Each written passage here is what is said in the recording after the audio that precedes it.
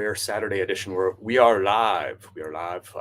Welcome. Hope you're having a good start to your weekend. It's around 11:18 a.m. Eastern time start. We're gonna move fast because I think the postal worker is going to come like right in the middle of this live. They usually come right around this time, so we'll see how many orders we can get out before they come.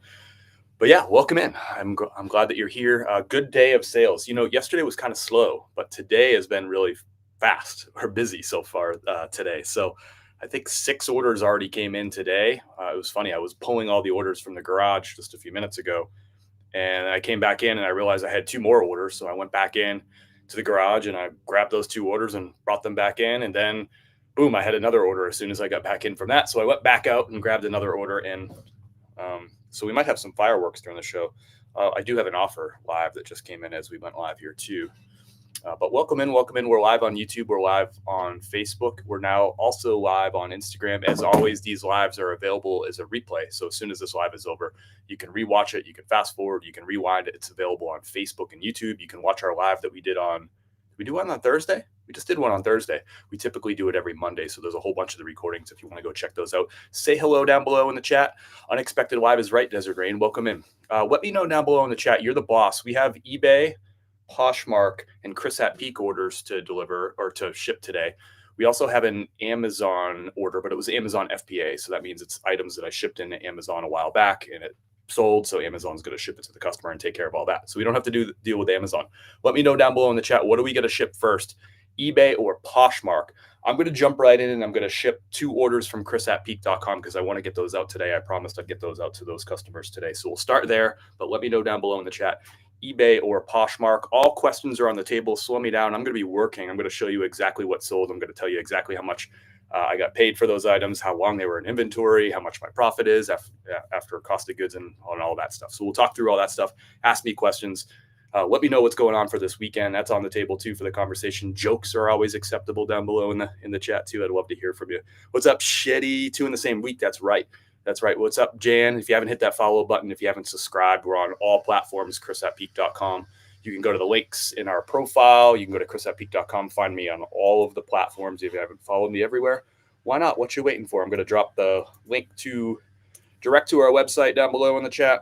Boom, right there. And we're going to go through a lot of shipping supplies and stuff. I've got a lot of questions, so I'm going to preemptively drop that link in the chat this is a big comprehensive list of all the tools and supplies we use for our reselling business, for content creation, all that stuff. So I just dropped that whole list there. And that list is great because it describes to you exactly what we use what we use each of these products for and stuff too. So if you have questions about that as we go through the live too, if you have questions about reselling products and all that stuff, let me know.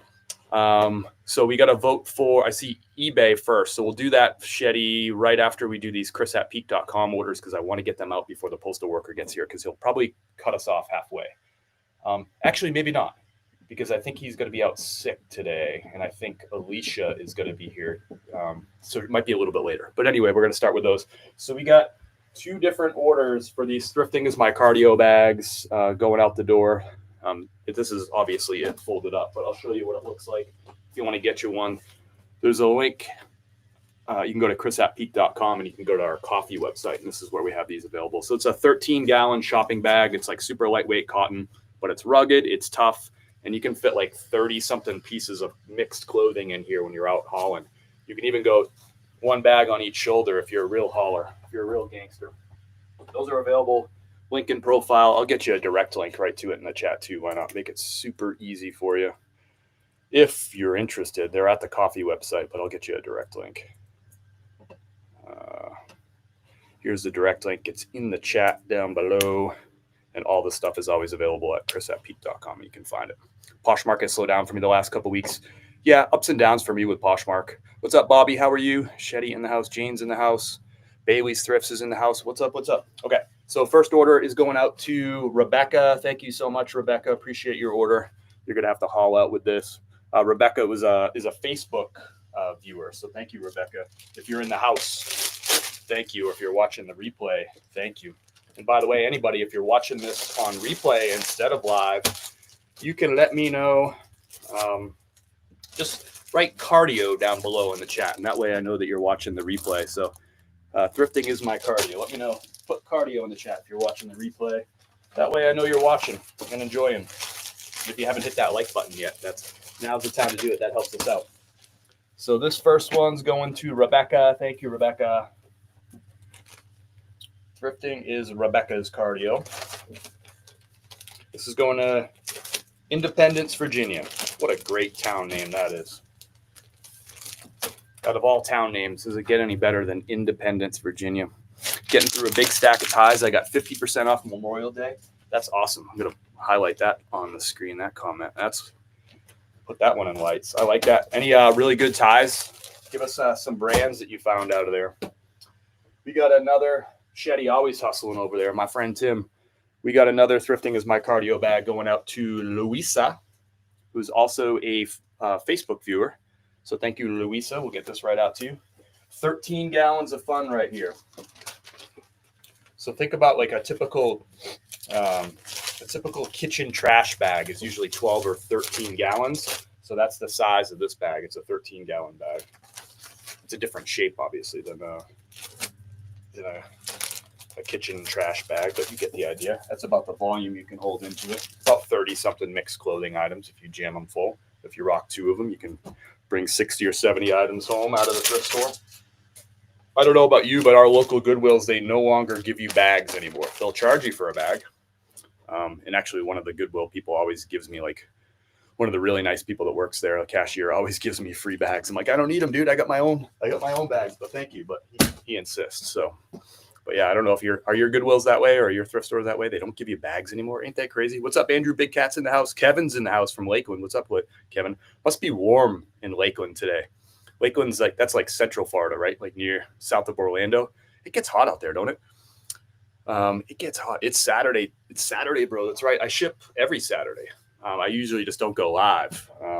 But I decided, I don't know, I had a wild hair. I decided to go live. We're going to do a couple of things. We're going to ship. We're going to start with eBay. Then we're going to do Poshmark. And thanks to our Louisa and Rebecca who got those bags. If you want to get you those bags, the link's in the chat. It's also in the description to this video. You can also get yourself some delicious, delicious coffee. And we always ship orders that come through during the live. We'll ship them out during the live with a big dose of gratitude to you. So if you're into coffee or if you need yourself a little haul bag, Thrifting is My Cardio, let me know. I got an offer here on eBay, $10 for a Johnny Bro corduroy shirt. So that shirt's listed at $24, which is a very fair price for a corduroy Johnny O men's size medium. I got an offer for $10. You tell me what to do with that offer. $24 shirt. I got an offer for 10. You tell me down below in the chat how you want me to respond to that offer, and I'll do it. It's that simple. What's up, Sandra from New Brunswick? How are you? Mine still does. I don't have enough bags for my thrift hauls. Nice. Oh, they still give you bags. Nice. Okay, cool. Natasha is in the house. Good afternoon. It's still morning here. Natasha, I don't know what part of the world you're in, but we're on Eastern Standard Time. It's 11:26. It's still morning. Don't rush things. We want to enjoy the entire Saturday. Andrew Big Cat says reject.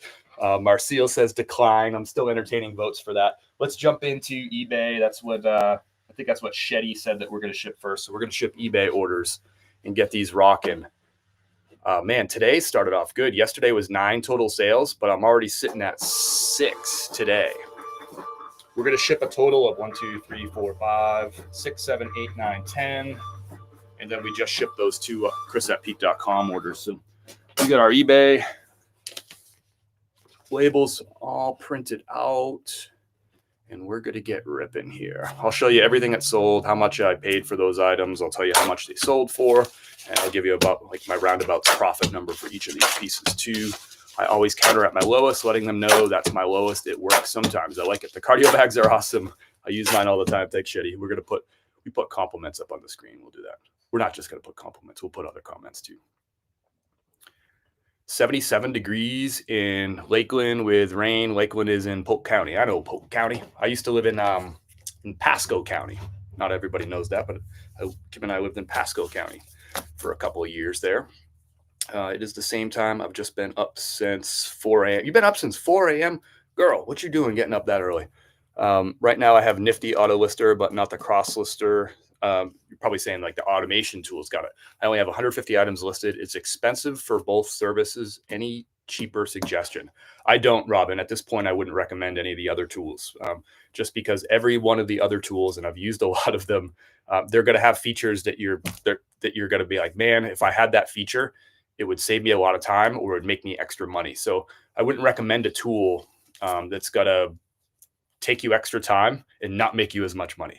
To me, I want to maximize those things. I want to maximize your sales and I want to get back your time so you can enjoy your weekend or you can list more items, whatever it may be. So I'm only at this point recommending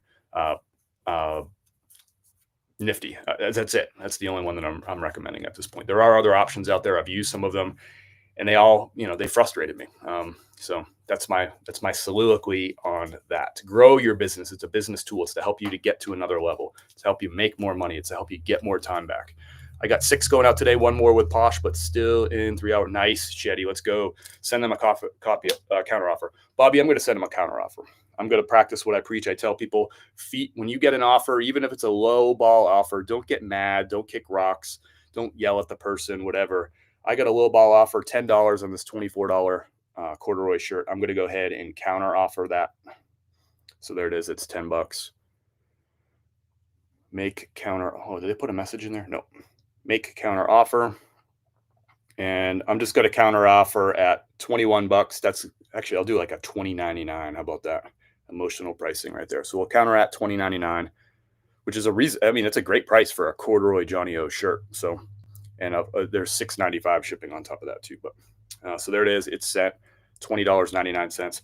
Feed the algorithm. The counter offer is putting more activity on that listing and activity. eBay, Poshmark, all these platforms, they like activity. If they're seeing people clicking on listings, if they're seeing people offering and counter offering, right, that tells eBay, the algorithm, that item is in demand. So in search results, it's going to bring it to the top because it wants that item to sell. It knows there's interest. eBay's trying to maximize their sales, right? And if you play the game right, he'll maximize your sales by maximizing their sales, if that all makes sense. So I counter. I just do it. I counter. It takes the same amount of time to counter essentially as it does to decline or whatever. I just took 2 big old bags to the post office. NASCAR popping. Love it. Big Cat crushing over there as always. Love to hear that. What's up? River Valley's in the house. Susie is in the house. So far, 3 sold today. I'm broke. Yeah. I mean, yesterday, I almost put a post out. I had like no sales I shipped in the morning and then I had like no sales for like 5 hours. I'm like, what's going on? Fix this thing. But now we're shipping out like a good amount of orders. So I'm happy. Had to go into work. Oh man, 4 a.m. is rough, Natasha. Sandra says, absolutely. Susan's retired now. Going to start a resale business. Lots to learn. Thanks for your instructions. Hey, appreciate it. Let's get going, Susan. I like it. Start small, start at your own place, learn as you go. I like it. Morning. What do we got? I sold 4 orders overnight, 2 Mercari and 2 Poshmark. You sold 2 Mercari overnight. That's more than I've sold on Mercari in a whole week. So you're crushing it over there. I love to hear. Thanks for sharing, Francis. Always good to have you in the chat. It really is. I hate the comments and offers just because of shipping. I don't make money on shipping. That's the post office. I'm with you, Andrew Big Cat. Andrew, you are my spirit. You're my spirit animal. You're not even an animal, but you're my spirit animal. All right, let's get these orders going. Y'all are doing your best to distract me, and I freaking love it. Our first order is going to someone by the name of Tilak. I think I'm pronouncing that right. This is going to New Jersey. Peter Millar. I'm going to take a poll. Let me know down below in the chat if you would pick up this item. This is a Peter Millar. This is called the Perth Performance Quarter Zip. You can see it's a little quarter zip job. Good seller for me, especially this time of year. People are buying this golf stuff. But it's got a company logo there. Northern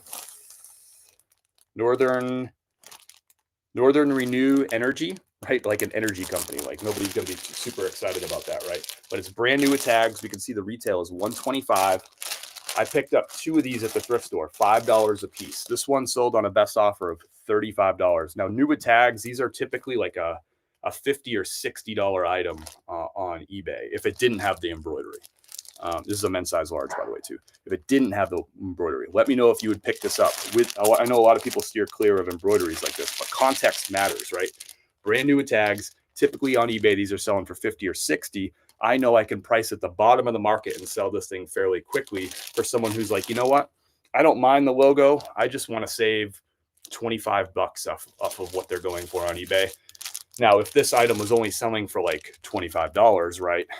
and I had the price at the bottom of the market, I might have to price at like $16 or $17. At $5 might not make sense. But because the market value of this is 50 or 60, I know there's meat on the bone for me to get to the bottom of the market, sell this thing, and still make some profit. So this sold for $35. So nuance matters. You really got to dig in a little bit. You can't just say, I don't buy stuff with company logos, like those types of statements. I mean, you could say that, you can say whatever you want. I just think that those types of statements are gonna, they're gonna hurt your pocketbook or your wallet, whatever you might carry, your bank account, if you will. So this is going to Jersey.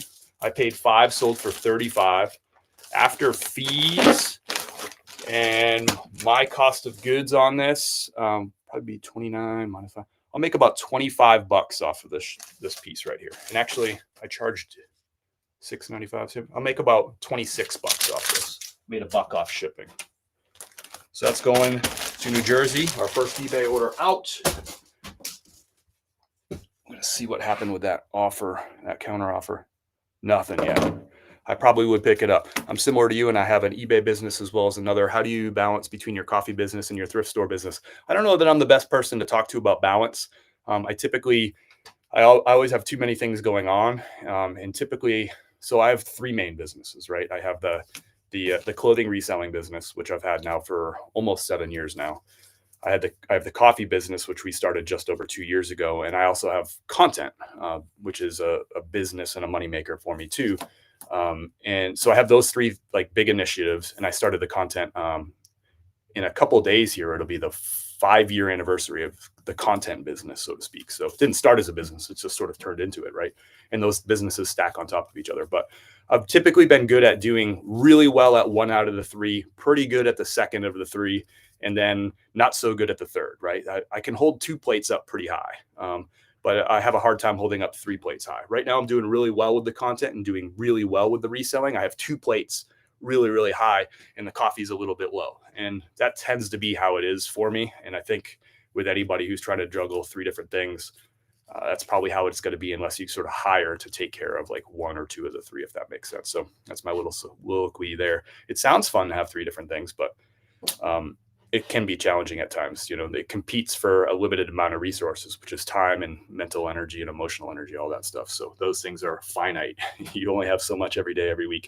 Next up is a Patagonia. I picked this up at a thrift store for $7. The model here is the Better Sweater. It's worth looking up when you find like Patagonia fleeces and stuff. If you don't, I knew this is the Better Sweater because I've sold this model, I don't know, probably 50 times over the years. But if you don't know it, you can just look up the style number on the back of not on the top tag in this case, it would be on the bottom tag. Look up that style number on Google, put in Patagonia, whatever the style number is, and then you'll find, Better Sweater. So then you go ahead and put that in the item title, and that's going to help that item sell for you, because if people like that particular style, they're going to search for it. But if you don't put that in there, they might not realize that that's what model it is. So that helps me sell a lot of items faster than some of my competition, because I take those extra steps. But your competition is doing it too. So you have to like beat your competition, right? Everybody's selling this stuff. So for me, taking that extra step, it's a pain. I got to Google it. It takes like an extra minute maybe when I'm listing. But if you want to compete with other people who are doing the same exact thing you are, who might be working a little harder, they're taking that extra step. They're looking up the style name for it. So if you don't, they're going to get the sale and not you, more often than not. So remember, we're competing with each other. We're all friends here. But some of you have that same exact item, a Better Sweater hoodie in your store right now or in your closet right now. You got to remember, you're competing with me. You're competing with Andrew Big Cat. You're competing with Michelle. You're competing with Desert Rain and Troy. I'll buy some coffee from you, after some other goals are met. I get a deal for it. I like the sounds of that, Troy, but I'm going to challenge you. If you have better coffee in the morning, you're going to get your goals done quicker. Get the coffee first, but first coffee. You've seen those t-shirts, but first coffee. Get you some coffee first, then go crush those goals. That's what I say. But yeah, you do your thing. I'm just playing with you. I like what you're talking about. Made a counter offer last night on a pair of Nike. Someone else made a higher offer this morning and I accepted. They paid, taking the post office now, first class service all the time. Let's go, Troy. Crushing it. I like that story. Thank you for sharing. I love hearing about y'all's sales. Next up, I shared a post about this yesterday. Yeah, this one right here. It's a Joseph A. Banks Joseph A. Bank. I always say Banks. Joseph A. Bank. I picked this one up because it is a linen and wool blend. Especially, these sell well anyway. Linens are good to pick up in Joseph A. Banks. I pick them up year round. But this time of year, they sell really quick because linen is a summer type of like suit coat or blazer or sport coat. And that's what people look for this time of year when they're going to weddings and stuff. They want that lightweight piece like that. So this sold in one day. I listed this on Thursday and it sold yesterday around dinner time. So 24 hours on this sale, maybe 25 hours or something like that.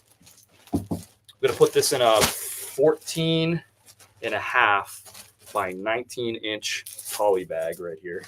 I use these for like blazers, suits, like winter jackets and stuff like this. So I have two sizes of these like clear poly bags. This is the larger of the two. I have all that stuff linked. If you go to my recommended reseller tools and supplies, I have a big document with everything and it will show you both of the different sizes that I use. I don't use this size nearly as much as the smaller size. I'm also going to put this in a 14 and a half by 19 poly shipping bag, which again, I use for blazers, suits, like big heavy sweaters, heavy jackets, that sort of stuff. This is going to tie. This linen blazer sold for $34.99. I paid $7 for it. 1 day to sell. So 7 into 35. My fees will be about $6 on that. So that's going to end up being $29 minus 7. So I'll make about $22 on this. Actually about $24 because I'll make a couple bucks on shipping. So $24 profit and it sold in about 24 hours. So this is going to ties in Deer Park, New York. I didn't tell you about the profit on that Patagonia Better sweater. That was a good one. $40.50. The buyer is paying for shipping on all these items, by the way. So that Patagonia Better sweater, I made, let's see, after fees, 33 minus 7, 26. Made a couple bucks on shipping. Made about $28 on that Patagonia Better sweater that I just showed you. So, and that one sold. I just listed that one this week. So that one took a couple days to sell. Like those quick flips. This is the sale of the day. This is the sale of the day coming up right here. This is it. This is it. Are you ready for it? I want to see if I missed some of my comments here. Normally nothing on Mercari. Yeah, I'm with you on that, Francis. Say hello down below in the chat if you have questions. All questions are on the table. I'm shipping right now. If you have shipping questions, ask those. But if you have questions about anything kind of reselling, business, whatever, or if you have jokes to tell, I'm always down for that. And I love to hear about what's going on for your weekend. I'll tell you about what's going on with our weekend, or at least today into tomorrow morning. We got some cool plans. I'll tell you about that in a minute. But first, I'm going to show you the best sale of the weekend. Oh, got some dust on this. Don't ruin your best sale of the weekend, Chris. Here, I just need a little bit of...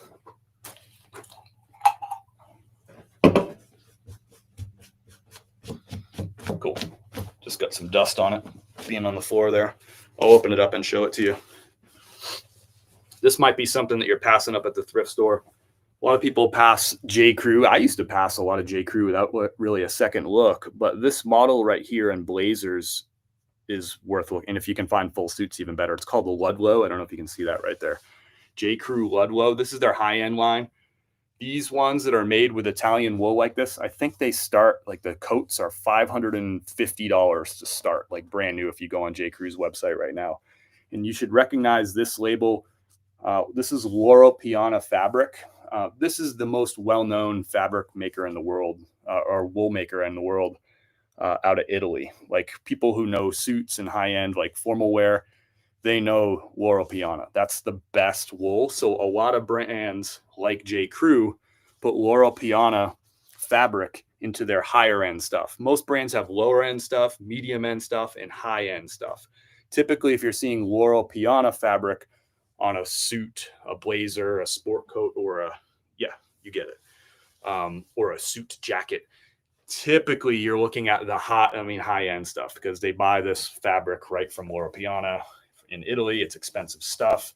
And this one's a super 120s, which is, indicates that it's a a more expensive blazer. So this one sold for, drum roll please, $81 plus the buyer paid $9.95 shipping. So the buyer's all in for $91 on this. I paid $7 at the thrift store. J. Crew Ludlow. It is probably one of my favorite things to find at this point. Big fan of these. Let me see how long this one took to sell, if you care. It took 14 days to sell, so 2 weeks to turn $7.81. After fees on that one, that'll be about $14. 81 minus 14. That's gonna be like 65. Man, that's like a $58 profit on that, and it only took 2 weeks to sell. J. Crew Ludlow. Those of you who raise your hand if you are going through the suits and blazers section at your thrift store. Raise your hand. Let me know in the chat, because these are my highest margin sales. And we got 2 of them back to back going out the door today. I like it. A linen Joseph A. Banks and an Italian wool Laura Piana J. Crew Ludlow. Freaking love picking those up. This is going to Michael in Edmond, Oklahoma. I found a Laura Piana Hickey Freeman suit last week. So excited. Nice find right there. Good one. That's a great one. Desert Rain. Thank you for sharing. Thank you for sharing. We still got some more eBay orders going. We still got Poshmark orders. Got 3 Poshmark sales since we shipped yesterday. So this is going to Michael. Thank you, Michael. Next up, we got a North Face. Got a brand that I had never picked up before coming up after that too. And then we got some good what I call in-season specials, stuff that you might be passing that I like picking up. Got an in-season special coming. Where are my stickers at? No, you're there, right in front of my face. What's up, Brian? Brian's in the house. Doing great, man. Happy Saturday. Doing my Saturday shipping. What are you up to, Brian? So Kim and I are going to a show tonight. If you want to check, if you want to Google it, we're going to the guitar celebration at the Brevard Music Center, if you want to check it out. Ricky Skaggs is one of the headliners. It's going to be a good show. What it is, it's a small venue, the Brevard Music Center. And what it is, it's really a school at its core. It's a school for teaching musicians. And this week they have what's called a guitar camp. And it's like a really, it's an expensive, it's a hard to get into guitar camp, week long. And it's taught by professors from the Brevard Music Center. They have professors on staff, but they bring in like performing musicians, like famous performing musicians, to teach these campers, and they're like a variety of ages. They teach them a guitar, to level up their guitar playing all week long. And then tonight is the end of, this is like the celebration. Everybody will go home tomorrow. So they'll do this big concert. So the campers will play, they'll play like together. They'll take like a few of the campers that performed really well, and they'll have them perform with the bigger acts. Like, so Ricky Skaggs will bring like one of the guitarists out on stage, right? And they'll do a song together, and the kid will do a solo and stuff, and they'll get to play like with Ricky Skaggs and like, his crew. There's a lot of like collabs between like a lot of the headliners and stuff. It's really, really fun. And it's just a great small venue. We're supposed to have some pretty good weather, like low 70s and breezy. And of course, once the sun goes, the show's at like 7:30. So once the sun goes down, it'll get cooler. But we went to the show last year, same exact one. And it was just a great time.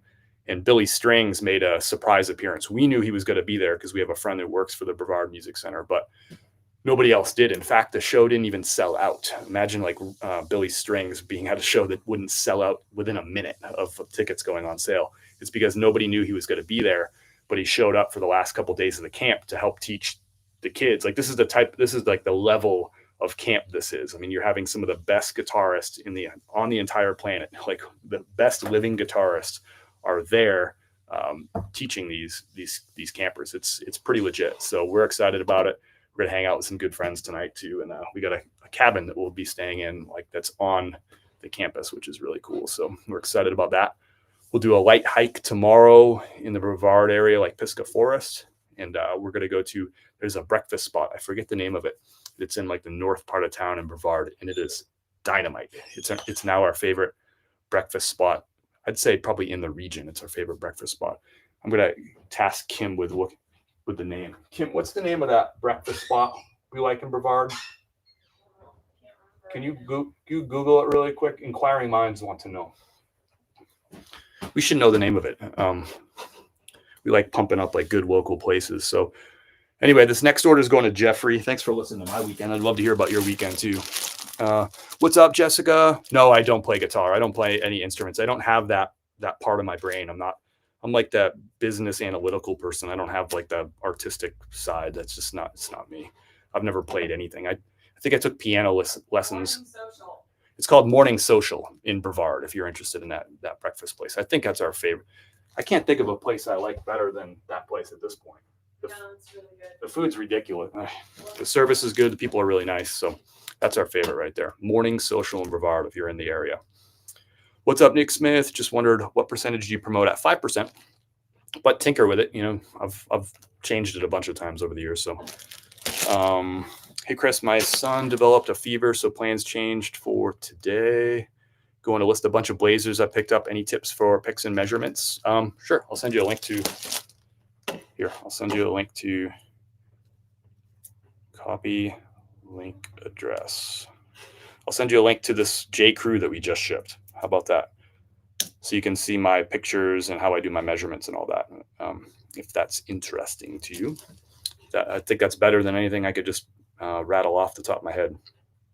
Hope that helps.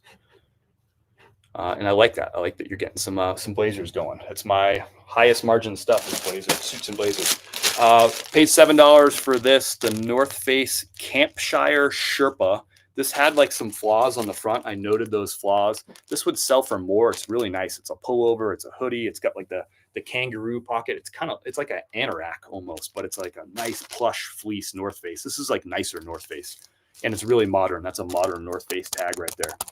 So this sold for $22.50. This is on a Nifty offer. So Nifty like somebody liked this item. So Jeffrey liked this item on eBay and then watched the item, on eBay and moved along with his day. 10 minutes later, Nifty sent him a 10% off offer and he accepted. So this was listed for $25. So sent him an offer for $2.50 off and he accepted. And this order came in overnight while I was sleeping. Nifty closed this deal.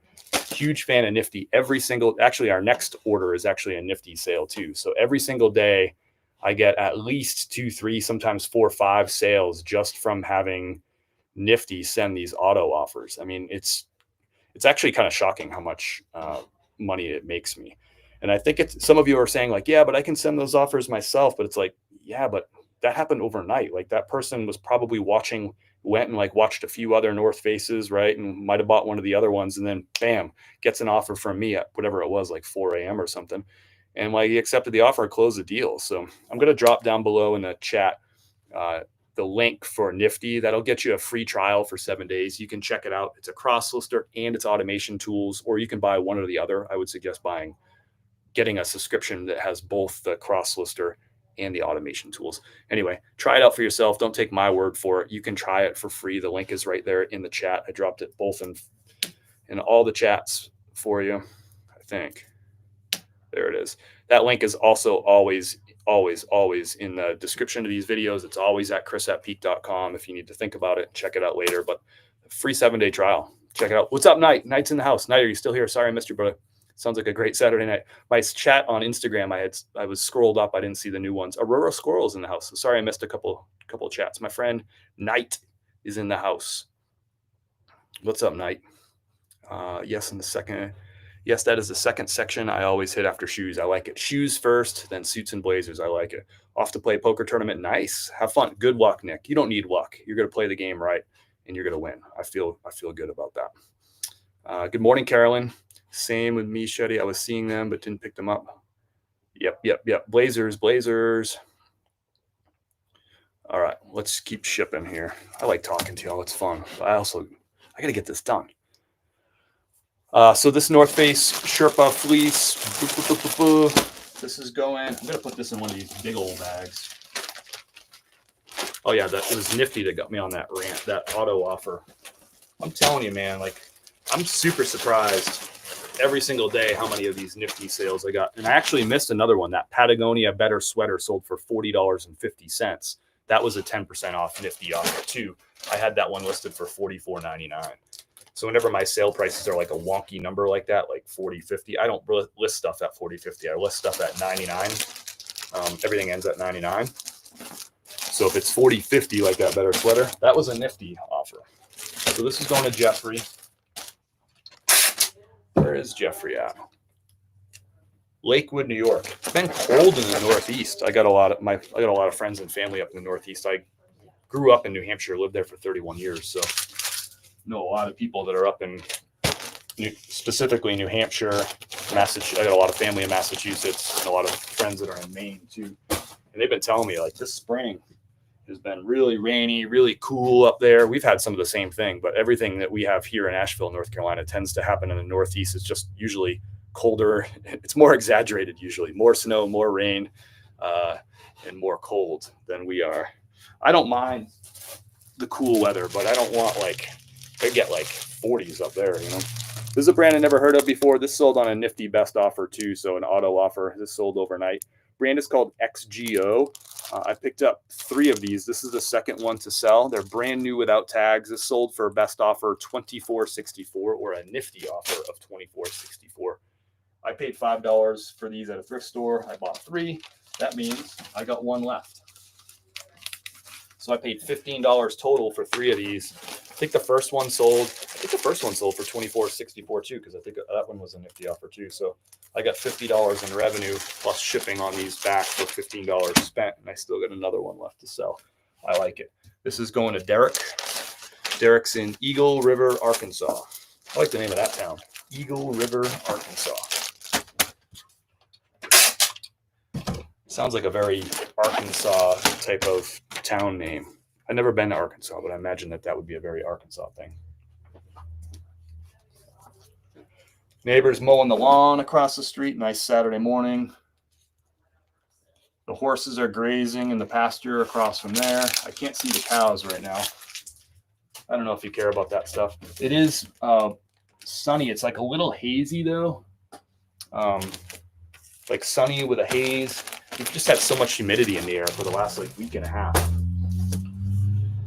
But this is probably the nicest. We had a little bit of sun breakthrough yesterday too, but we've had a lot of like rain. It's like on and off rain, or if it's not raining, it looks like it's about to rain, you know, that kind of weather. Lakewood, that's not too terrible far from me. Gotcha. Not too terrible far. I like that New York language you're using. Moving Mountains Community. Nice name. I like that. Do you ship all your blazers in poly bags? I do. Carolyn, what was going, what do we got here? Was going through some clothes and stuff, and I was going to sell now, and I'm keeping for myself as going to Florida for a few days. At least I save money and time shopping for the trip. I like it, Carolyn. I like keeping me posted. Do you happen to have a link for your clear poly bags, or where do you get them? So far, I haven't used those, but I'm debating on starting to. So I've used them for, I mean, when I started this business just about 7 years ago, I've probably been using the clear polys for 6.5 of those years. I started pretty quickly afterwards, and it's just part of my biz. It's good for my storage too. I store stuff out in the garage, so that's part of the reason I use those. I've always stored the last 2 homes we've been in, I've stored stuff in a garage. So to have that extra kind of layer of protection is why I do that. Copy link address. Also, you see how these postal workers and stuff handle packages. So having that second layer of protection ain't such a bad thing. I just dropped the link to all our recommended reseller tools and supplies. Both sizes of clear bags that we use for the business are linked there, and you'll see explanations to each of those too. So all the stuff we use for our business is linked there. Some of them are Amazon links, some of them are Staples links, some of them are Home Depot links. That's why I put them all in like a big doc there with some explanations for you. So it's all in there. And if you don't see something that you are thinking about purchasing, let me know. I might have a recommendation that's not on that list, but I think it's all in there. Do you price your items above the median sold price so that when Nifty sends a discount, it sells at the average sale price? It's a great question. And my response to that, Christy, would be, it depends. I might be above medium sold price if it's a high demand item. like if it's got a high sell-through rate, like 80, 90, 100, 110% sell-through rate, right? I'll probably price above median so that, the offers might take me down to median or maybe a little above median.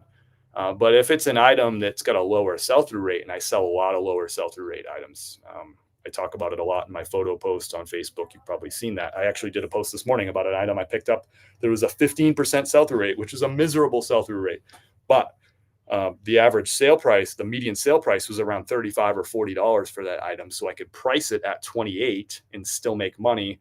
And then Nifty can send an auto offer for, $2.80 off, right? So I would get to sell that item for $25 and I'd pay $5 for the shirt. That's important too, right? So if there's still meat on the bone and it's a low sell-through rate item, I might still pick it up. And then that's going to inform my pricing too. So if that was a high sell-through rate item and it was 35 to 40 was like the median sale price, I would price it at 45 and then let Nifty send the offer. But since it's a low sell-through rate item, I priced it below median and then Nifty sent an even lower offer. But if there's still meat on the bone, I'll pick that up. Hope that makes sense. I know we kind of folded a couple conversations into one right there, but that's what you get when you come in here. By the way, your interview video with K-Way was awesome. Thank you. Yeah, I mean, Kayla's exceptional. So it's just good to have Kayla on camera there and hear from Kayla and talk about their business, Kayla and the roommate over there. But I appreciate the compliments. It really means a lot to me. I love those, I love those two. I love their family. So it was a really fun project for me to work on. It was a big edit too. It was a lot of film that I chopped down into, what was it, like 36 minutes. It was probably like 2 hours worth of film. Might have been more than 2 hours worth of film. So whenever you have that much film, chopping it down to like 30 something minutes, it was a bit of a beast of an edit, but I had fun with it. And I'm glad that people are enjoying it, getting a lot of compliments about it. So I appreciate that. All right. We got a couple more eBays.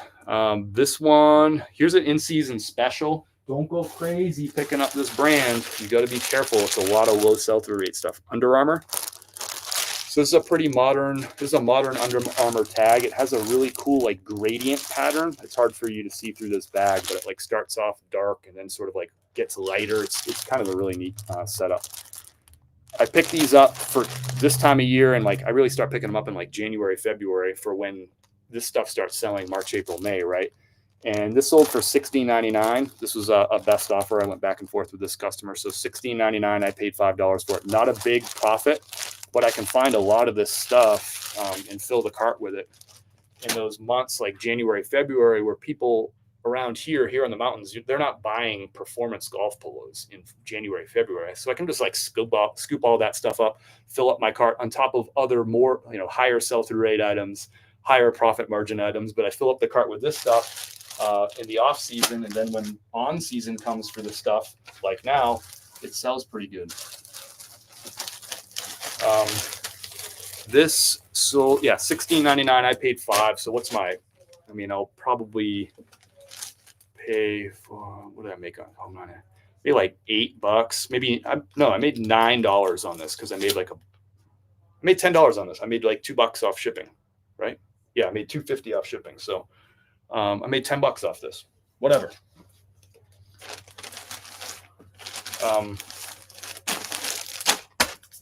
Not getting rich off of it, but fills up the cart. I already spent the gas to get to the thrift store. I already went through that rack and had that item in my hand. Didn't take me much more time to just toss it in the cart. And then when I get home, it's just another thing to list.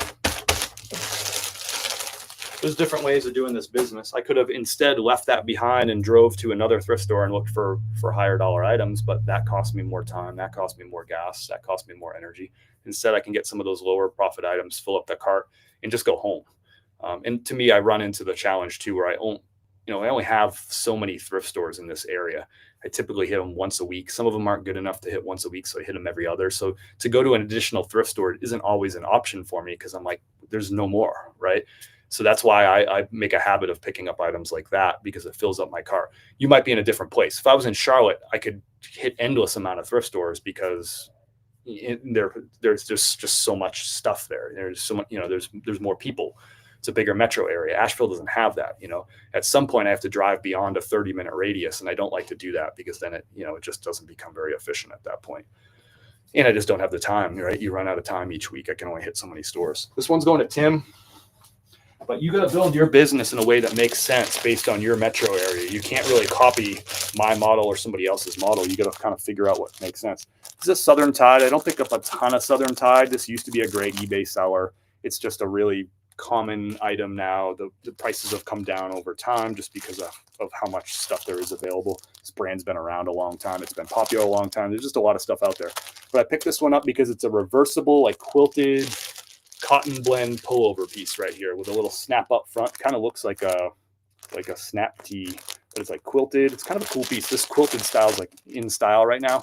Sold on a nifty best offer, $24.30. So the buyer watched this item on eBay. Nifty, 10 minutes after they hit that watch button, sent them a 10% off offer. And the reason it gives them that 10-minute space, because they don't want to like have that item in their cart and then they send them an offer and they're like, oh, I'll just get it for cheaper. They want to 10 minutes. That person ain't buying that item, right? They call that an abandoned cart. They call that an abandoned cart in like the e-commerce world. So that 10-minute offer that comes in from Nifty helps close a deal, which would have been an abandoned cart, and it would have been unrealized revenue for my business. That's using like e-commerce world terms, right? That's what those people would say.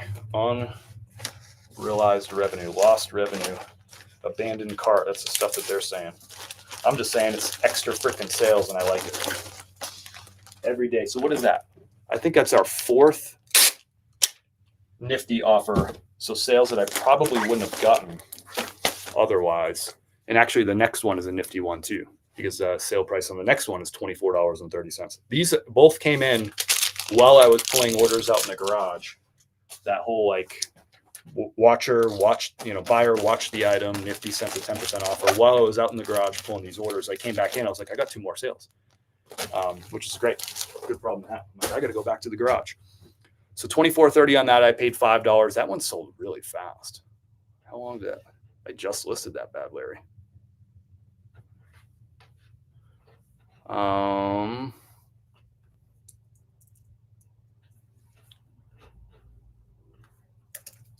That sold in 6 days, so less than a week on that one, Southern Tide. So I still pick up Southern Tide. You just gotta, you gotta figure out like what are the things from each brand that are gonna do pretty well. You would be good doing training videos for companies, good speaking voice and personality. Thank you, Carolyn. That's we always put compliments up on the screen. Let's go ahead and do that. Let's let that breathe. Thanks, Carolyn. But I don't want to do training for companies. I don't want to work for companies. I want to work for me.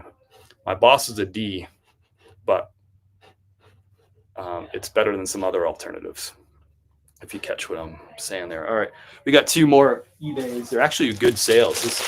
This last sale is our 2nd best sale of the day. I forgot about it actually. Lululemon. It actually has the shoulder tag. You don't see that too often. Men's size, large. This is like a short sleeve button down piece. Cotton.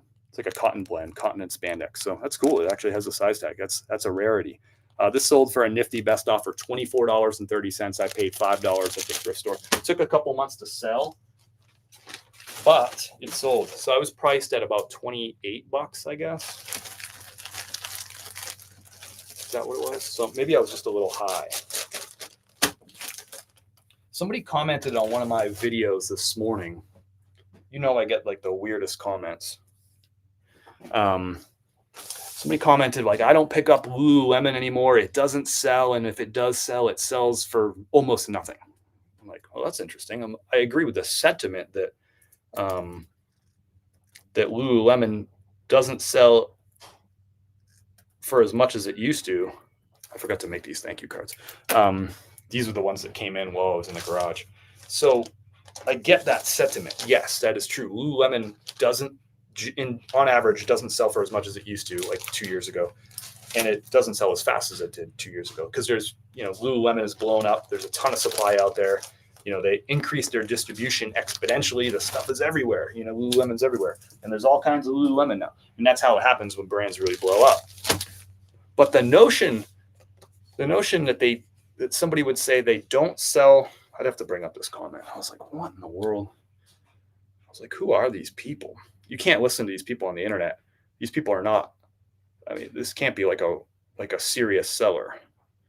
Let me see here. Okay. He says, I find a ton of Lululemon, but unless my cost of goods is next to nothing on them, I normally pass. They are selling for almost nothing now. Like, what? And I got like a handful of comments that were just like that on that photo post from yesterday where I found a Lululemon polo. And I was like, well, maybe I don't know what I'm talking about. It happens. I'm wrong. The market changes. So I looked up Lululemon polos because it was a post about a Lululemon polo. And I looked up, here's a screenshot. I just like looked up and I was like, here's the average sale. Like, this is just like, I just went and these are recent sales. Look at May 27th, May 30th, May 30th.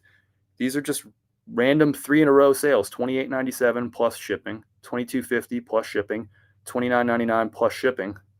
So, that's like an average sale price, like $25 or so dollars. This one that I just sold for $24.30. It's a button down, not a polo, but you get the idea. And then I looked at the sell-through rate. And the sell-through rate's like 48%, which is not what it used to be. 2 years ago, it was a lot higher than that. But 48% is a solid sell-through rate, especially when you look at how many have sold Lululemon men's polos over the last 90 days. You guys got to get, if you're not doing these sort of metric lookups and looking at brands and saying like, how have they changed? What is the sell-through rate now? You got to do this stuff. I do this all the time. I have to, because it's for my business. I need to be up to speed with what's selling and what's not selling and what are sale prices and all that stuff so I can price things right and make good decisions. I have to do that. But I also have this responsibility that I share all this stuff with you. And I know that y'all read this stuff and watch this stuff. And I truly feel a responsibility that I need to share good information and up-to-date information, right? I can't just say like, this brand is good and then say that 5 years from now, because that's not how fashion works. Anyway, if you look up these numbers, there was 3,600 Lululemon men's polos that have sold over the last 90 days. That's 40 a day. 40 Lululemon polos in used condition, men's Lululemon polos in used condition. 40 a day have sold over the last 90 days. And people are saying that they, I get all these comments that people aren't, they're not selling all this stuff. I'm like, man, I don't know, man. You got to be careful who you're listening to out there. These people cannot be professional sellers. What's your routine? Thrift and list in the same day or what? I'd say I don't. Sometimes I'll come back and I'll list a handful of items, but typically when I'm out sourcing, I pretty much like source I ship in the morning, I source for the day, I come home, I create content. See, that's the difference is, I spend a lot of time doing content. So I'll come home from thrifting, I'll gather my content, I'll put together some posts, I'll do some posts for that day, and then I'll get some ready for the next couple of days too. And then the next day I'll do shipping, and then I'll do some listing, and then I'll do content. So my game's a little bit different because like a third of my time is really occupied by creating content. So following my routine might not make a ton of sense just because that's a big chunks of time that I spent on the content part. Apparently they are only buying bolos and missing out on all the bread and butter items. Yeah. I mean, is Lululemon bread and butter? I guess you could call it bread and butter at this point, like 25. I mean, I find them for $5. So $5 and a 25. I guess so. Yeah. It's like bread and butter plus, for me, like bread and butter is like stuff that sells for like 20 to 22. 25 is like pretty strong. I don't know. Maybe it's bread and butter plus. I haven't had a category for that, but we'll call it that, bread and butter plus.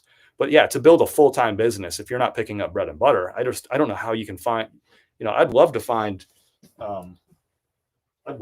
like J. Crew Ludlow blazers all day for $81. But the reality is just, that stuff, that stuff, you can't fill a cart with that. There's just not enough. I mean, not in my area.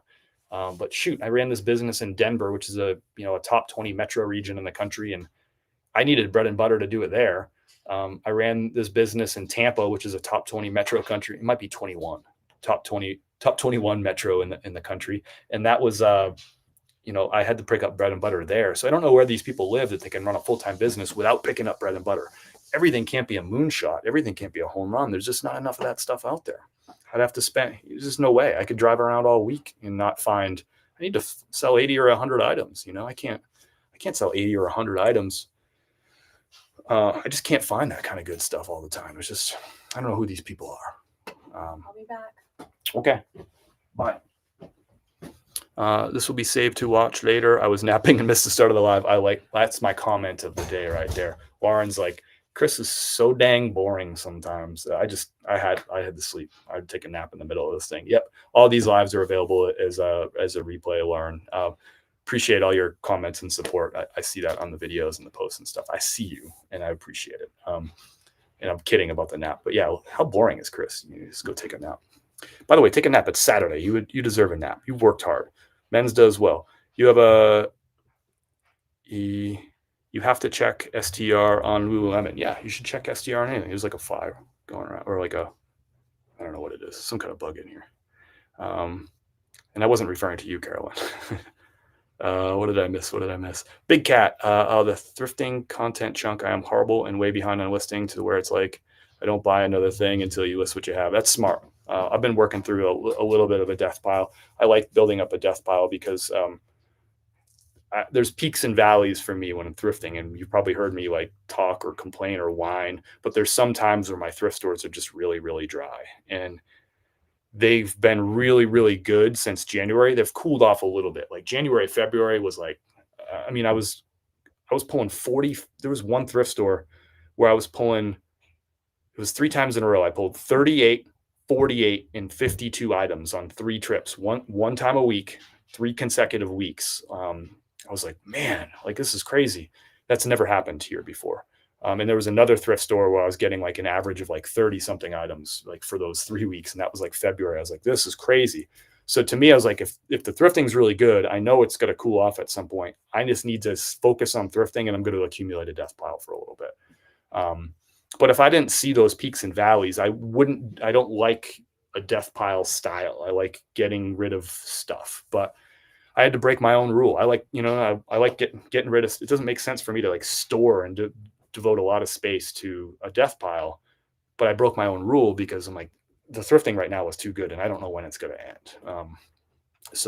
And we've, the market, we've had some market forces in Asheville, that I think people get when the storm came through in late September.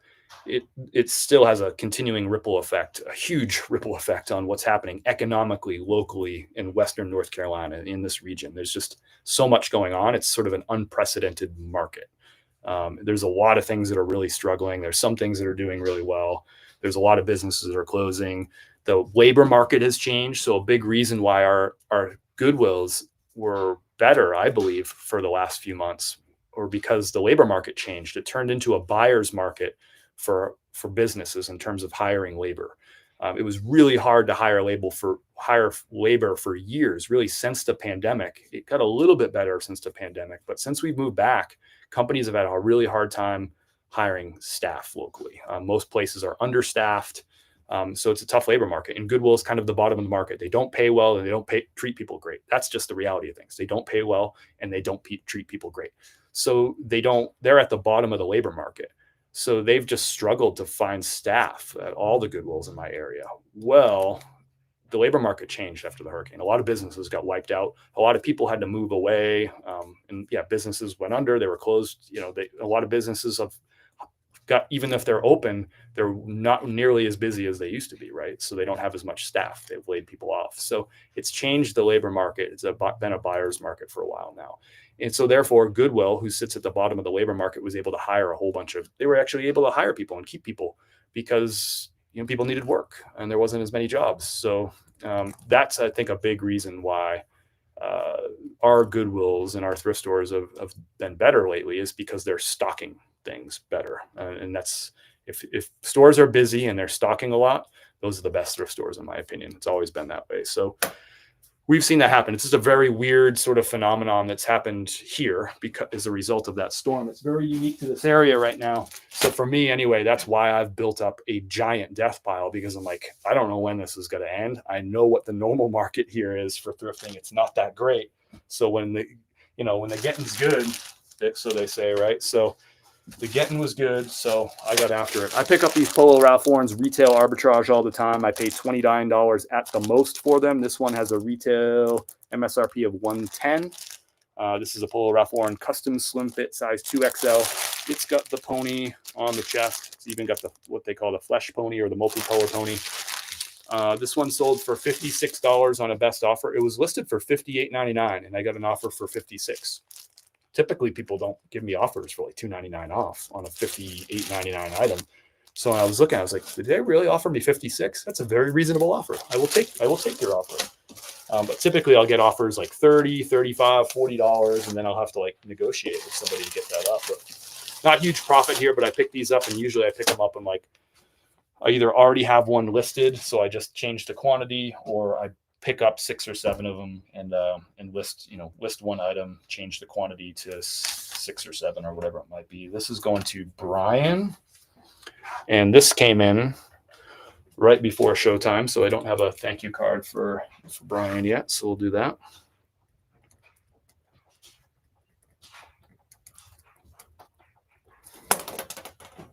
There it is. Thanks, Brian. I feel like my postal worker is going to be here like any second. You see me looking out the window. I'm like, they're coming. I know it. I can feel it. I hear something coming, like a big truck coming. I'm picking up all sorts of winter items, coats and sweaters, lots available right now at great prices.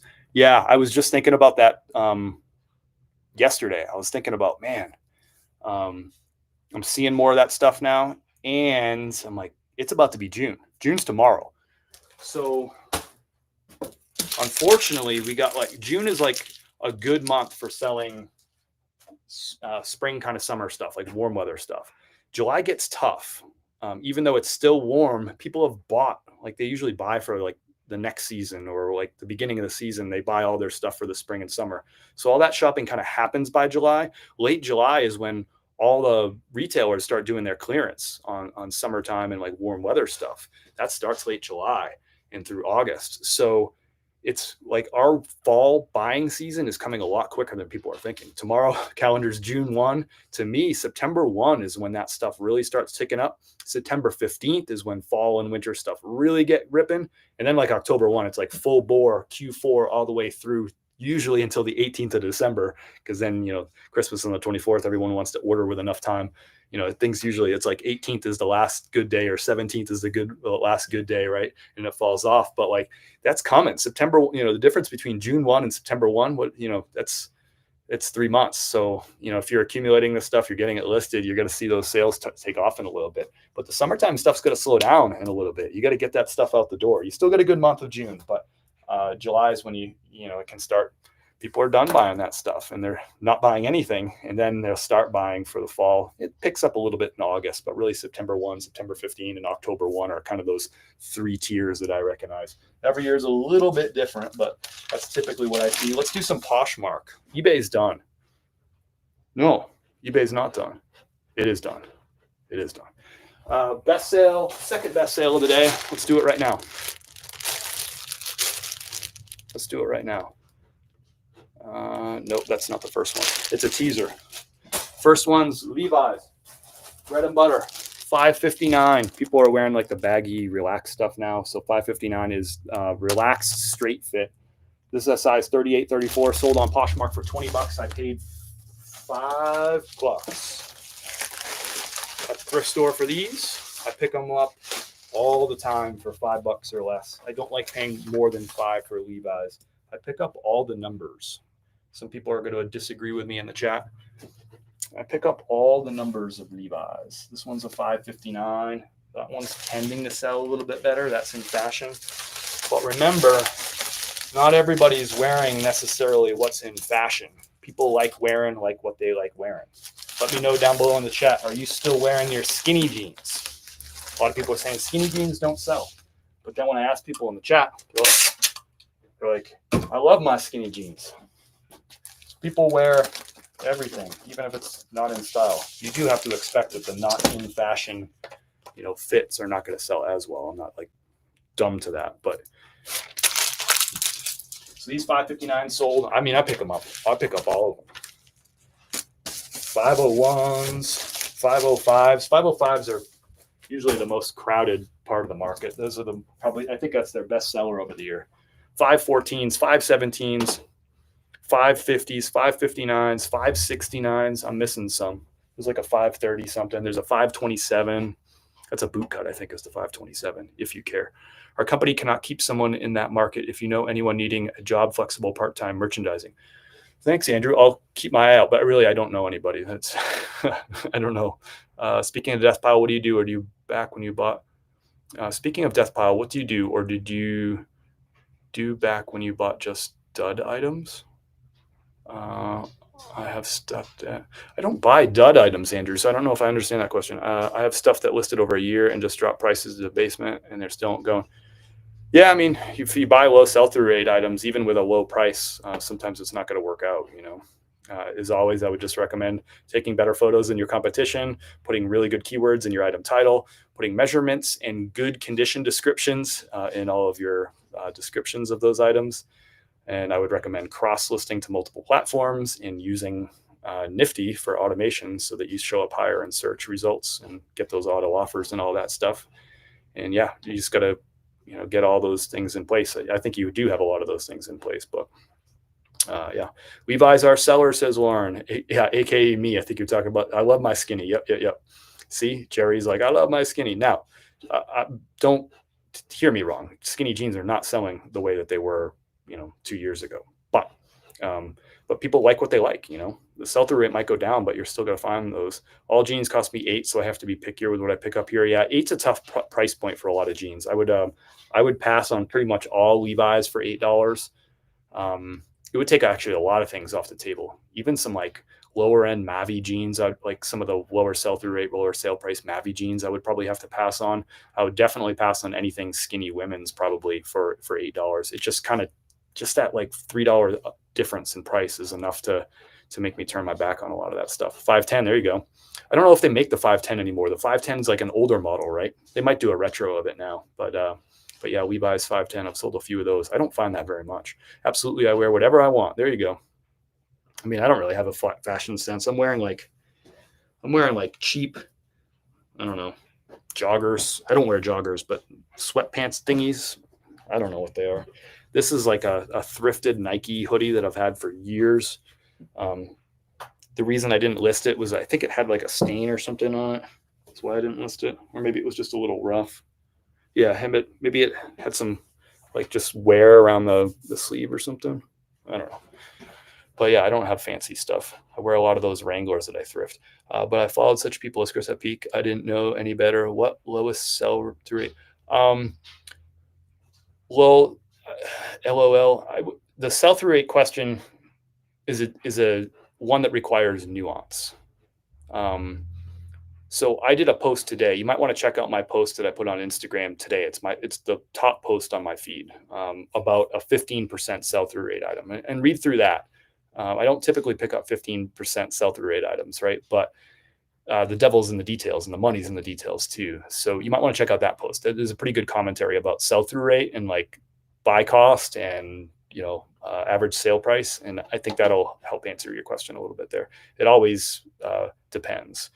They'll make a comeback. Yeah, all jeans, my Goodwill, are $6 to $8. $6 is a different story. I think there's some money to be made at $6, but $8 gets a little tough. I think $8. Next up is a Columbia PFG, and right after this is our second best sale of the day.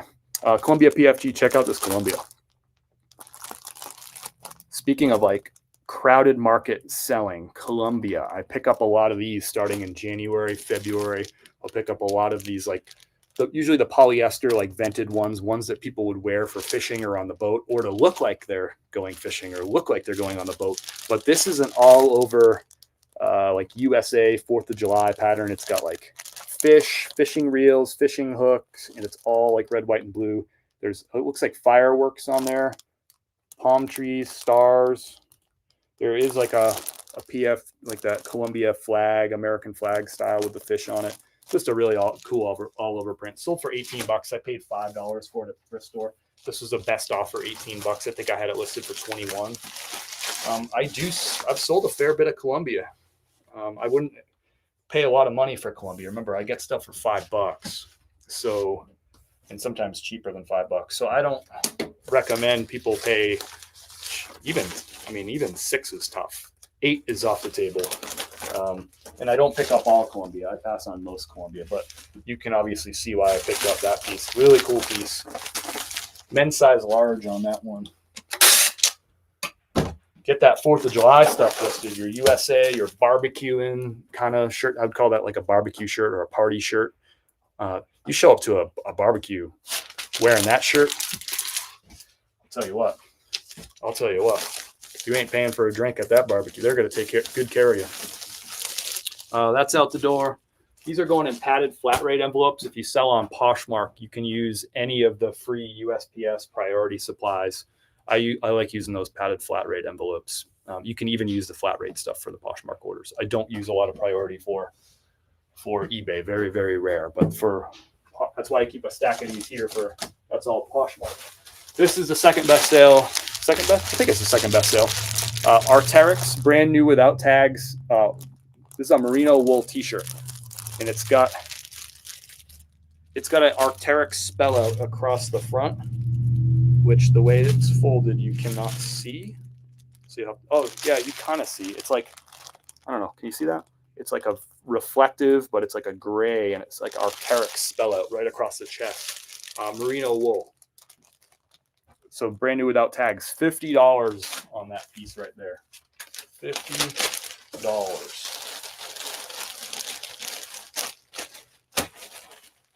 This is going to Thomas. Thank you, Thomas.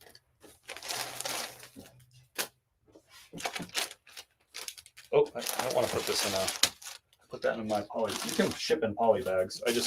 I have to pay for the poly bags, like 6 cents a piece. Why not use the free USPS priority supplies? They're free. Save me 6 cents, which is a lot of money. It's not a lot of money, but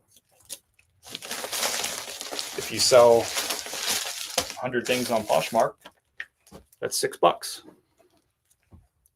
There's some math for you. I see on Amazon. What do you tend to sell? I tend to sell brand new with tags. Clothing is mostly what I sell on Amazon. Very different market. I pick up very different brands for Amazon. It's a whole different style of sourcing. You have to look at the sales data for each item. You have to scan it in the Amazon app or one of those third-party apps to look at the sales to see A, if it's even available on Amazon. It has to be available on Amazon.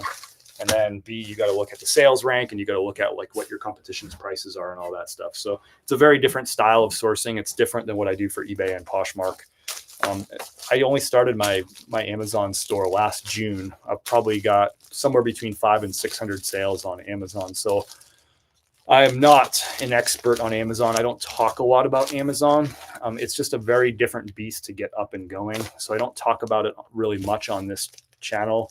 I don't get a lot of questions about it. If somebody's an Amazon seller already, I'll talk to them about it. But the process of becoming an Amazon seller and getting ungated in a lot of brands, it requires a lot of detail and a lot of nuance. And it would be very difficult to teach alongside like my eBay, Poshmark sort of descriptions. So I used to talk a lot when I sold more on Whatnot. I'm going to be coming back to Whatnot, by the way, pretty soon. You'll see me on Whatnot, by the way. But I can talk about selling on Whatnot too, because although there are some differences to selling on Whatnot, I'm selling pretty much the same inventory on Whatnot as I am on Poshmark. So there's more overlap there. Amazon is like this whole other thing. A lot of the stuff that you see, and it's all brand new with tags. There's no thrifted stuff. Although sometimes I find thrifted new with tag stuff that I sell on Amazon, but it's a whole different style of sourcing. So I don't talk about it a ton on here. It doesn't mean I won't answer questions about it, but you won't hear me. You won't see content from me posted up on here, but I'm happy in live settings to answer questions and stuff. I didn't realize. Yeah, it's a small thing. I was focusing on it a little bit more last fall. And I've kind of I've put less emphasis into it over the last several months. I told you just a little bit ago, my thrift stores have been crazy lately. They've been really good, especially like, January, February, they're really, really good. They've tailed off a little bit, but they're still really strong. So I kind of removed my retail arbitrage portion of my sourcing. I really haven't done that since basically March 1st. I'll hit a couple stores here and there, but I've just been focusing on the thrifts, because I go with a hot hand. So I haven't been selling as much on Amazon in the recent months. So Like I have one FBA sale that's shipping today, which is fulfilled by Amazon. So it's stuff that I shipped in a big box to Amazon probably back in January, and something sold today, one thing. So I don't have to ship it. That's why I won't talk about it on here, because I don't have it here to ship. But I do have some Amazon inventory that's here in the office. It's not much. I can show it to you if you're interested. I don't like not talk about Amazon to like hide it from you, or but I think you understand, like it's just a different beast. So this rack right there, those boxes, there's 3 levels. Dude, sorry, it's shaky. There's 3 levels of boxes right there. That's Amazon inventory. You can see some of those boxes are pretty empty because I haven't been sourcing a ton. And I have a few, some of this is eBay inventory over here, the top bins, but those bottom ones down there, those 3 at the bottom that don't have numbers on them, those are Amazon. That's Amazon inventory. So that's inventory that I have listed FBM. None of it's out in the garage. Everything that I have FBM, you just saw. There's probably, I don't know, there might be 60 units total in inventory, and I might have another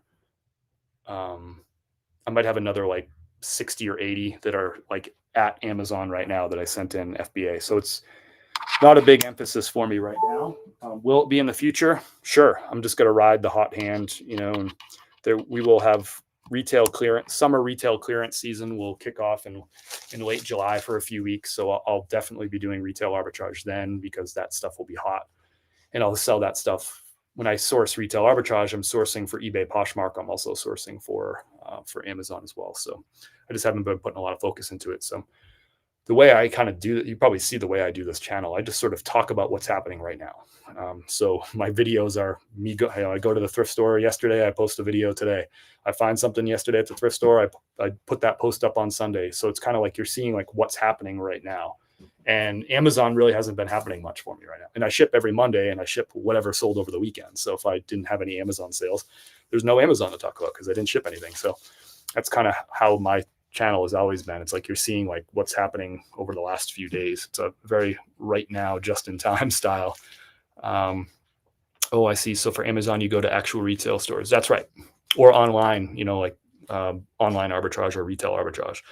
To purchase stuff to sell, I want to amp my sales. I do about 4K on eBay right now a month. Nice. You're doing great. I love that. Thanks for sharing, Will. Yes, the Instagram post, help me buy better products. I love it, Will. I love it. I love those posts. And it's all about the caption on those posts. So read those captions. Do you do promoted Poshmark closet? I do not, Howard. I do not. Do you? Let me know. If anybody in the chat does that promoted closet, I'd be curious to hear about it. There's like a little fly. Yeah, I love whatnot. Yeah, I definitely understand. Keep up your hustle, man. I love watching and learning from you. You're an inspiration for someone like me to get creative and learn. That's awesome, Lauren. I love hearing that. And I'll also like shoot back at that too, Lauren. Like I do appreciate that I sit in that space for you, Lauren, and for some other people that you look up to me. And I think that's like, it's also like that's cool, but it's also a big responsibility. I feel that weight of that too, of being able to, have to give good advice, and that requires nuanced advice. And that's where live streams come in. And that's where those captions and those posts really come in. So I feel the weight of that, but also I want to just say like, I'm just like a regular old dude that just been doing this for a little while, and you just kind of learn as you go. I had no retail clothing experience. I never worked in a retail store in my life. I worked restaurants. I ran restaurants for a decade, but I never like worked in a retail store. I don't know how retail works. I never did e-commerce before this. I didn't know much about clothes. I knew like outdoor brands like North Face, Patagonia, cool, because that's the stuff I wore, Prana, things like that. But I didn't come with a built-in advantage for any of this is basically what I'm saying. I just came in like anybody. I was like, a friend of mine, Jason Hayes, was doing this as a side hustle. He had just went from side hustle to full-time and quit his job. And I was like, and I worked with his wife. That's how I knew Jason. I worked with Angela at my last full-time job. And I was like, I sold some stuff like part-time on eBay, like, just very, very part-time. I'd have a handful of listings, 10 listings maybe at any given time. And, Angela's telling me about her husband. I was like, I got to meet this guy. So I met, we went over for dinner, Kim and I, one night. I got to meet Jason. we got to talking. He showed me around like his setup and everything. He lived in Denver at the time too. He showed me his setup, talked through his business. I was like, this is fascinating. I want to start doing some more like side hustle eBay stuff, right? So he's like, well, come with me to a red, white, and blue thrift store in Denver. So we went to, it's called Mile High Thrift. It's on Sheridan Avenue in it's like southwest Denver.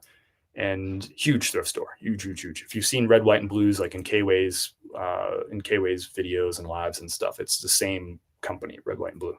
So I was going there back in 2018, 2019, 2020 when I lived in Denver. And I met him there 9 a.m. on a Saturday. I was there at like 9:05. I'd never been to the store. I was running a couple minutes late. I go into the store, get my cart. I meet up with Jason. He's got a cart full of shoes already. He'd been in there for 5 minutes. I was like, man, this guy's a beast.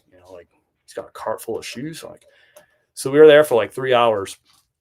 He goes, at one point, he's like, so we're there for like 3 hours.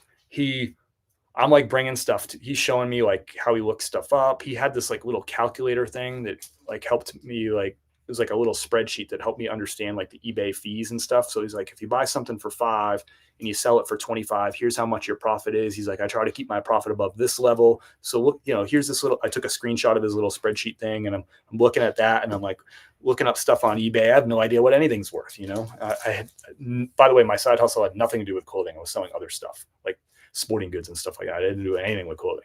So I'm like going through, and I'm like, I'd bring stuff to him. I'll be like, I looked this one up, and this is what and he's like, yeah, but you got to look how many of those are like actually listed. There's like tons of that. The market's flooded. I was like, okay. So he's like, that's not a good pickup. I'm like, okay. And I just like kept bringing stuff to him. Like I'd show him my cart. He'd be like, I don't know about this. I don't know about that. Right. So anyway, at one point he's like, hey, I'm going to go cash out, man. But I'm going to grab another cart and I'm going to keep rolling. So this guy like had a full cart, cashes out.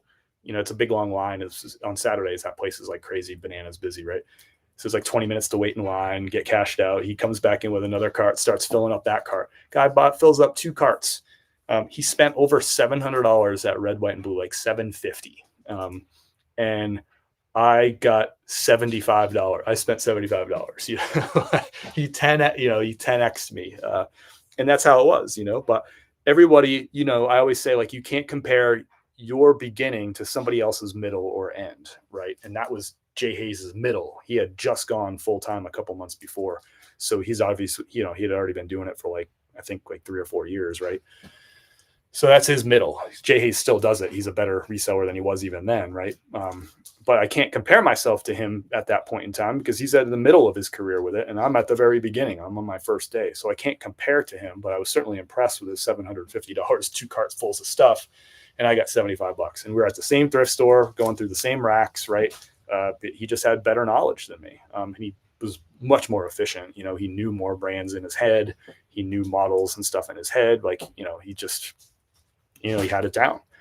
So yeah. And I just kept working at it. That's how I built my business, was Saturday morning at Mile High Thrift. That's how I built the business. So anybody who's got a full-time job who says like, I don't have time to do it, or I have to thrift on the weekends and I can't find anything on the weekends. It's like, I built the business on Saturday mornings. I'd get to Mile High Thrift at 9:00 and I would usually be there till noon. It's like a half-hour drive home. And I'd unload all my stuff at the house and, get it organized. And, then 1:00, it was like, cool. Kim and I spent the rest of the day Saturday. Kim's off on the weekends. She had a normal 9 to 5 at the time. She still does. And, so we'd have Saturday evenings, the rest afternoon and evening, and then Sunday to do things like, go out to dinner, and we'd, hike and ski, and depending on the season, and climb and that sort of stuff.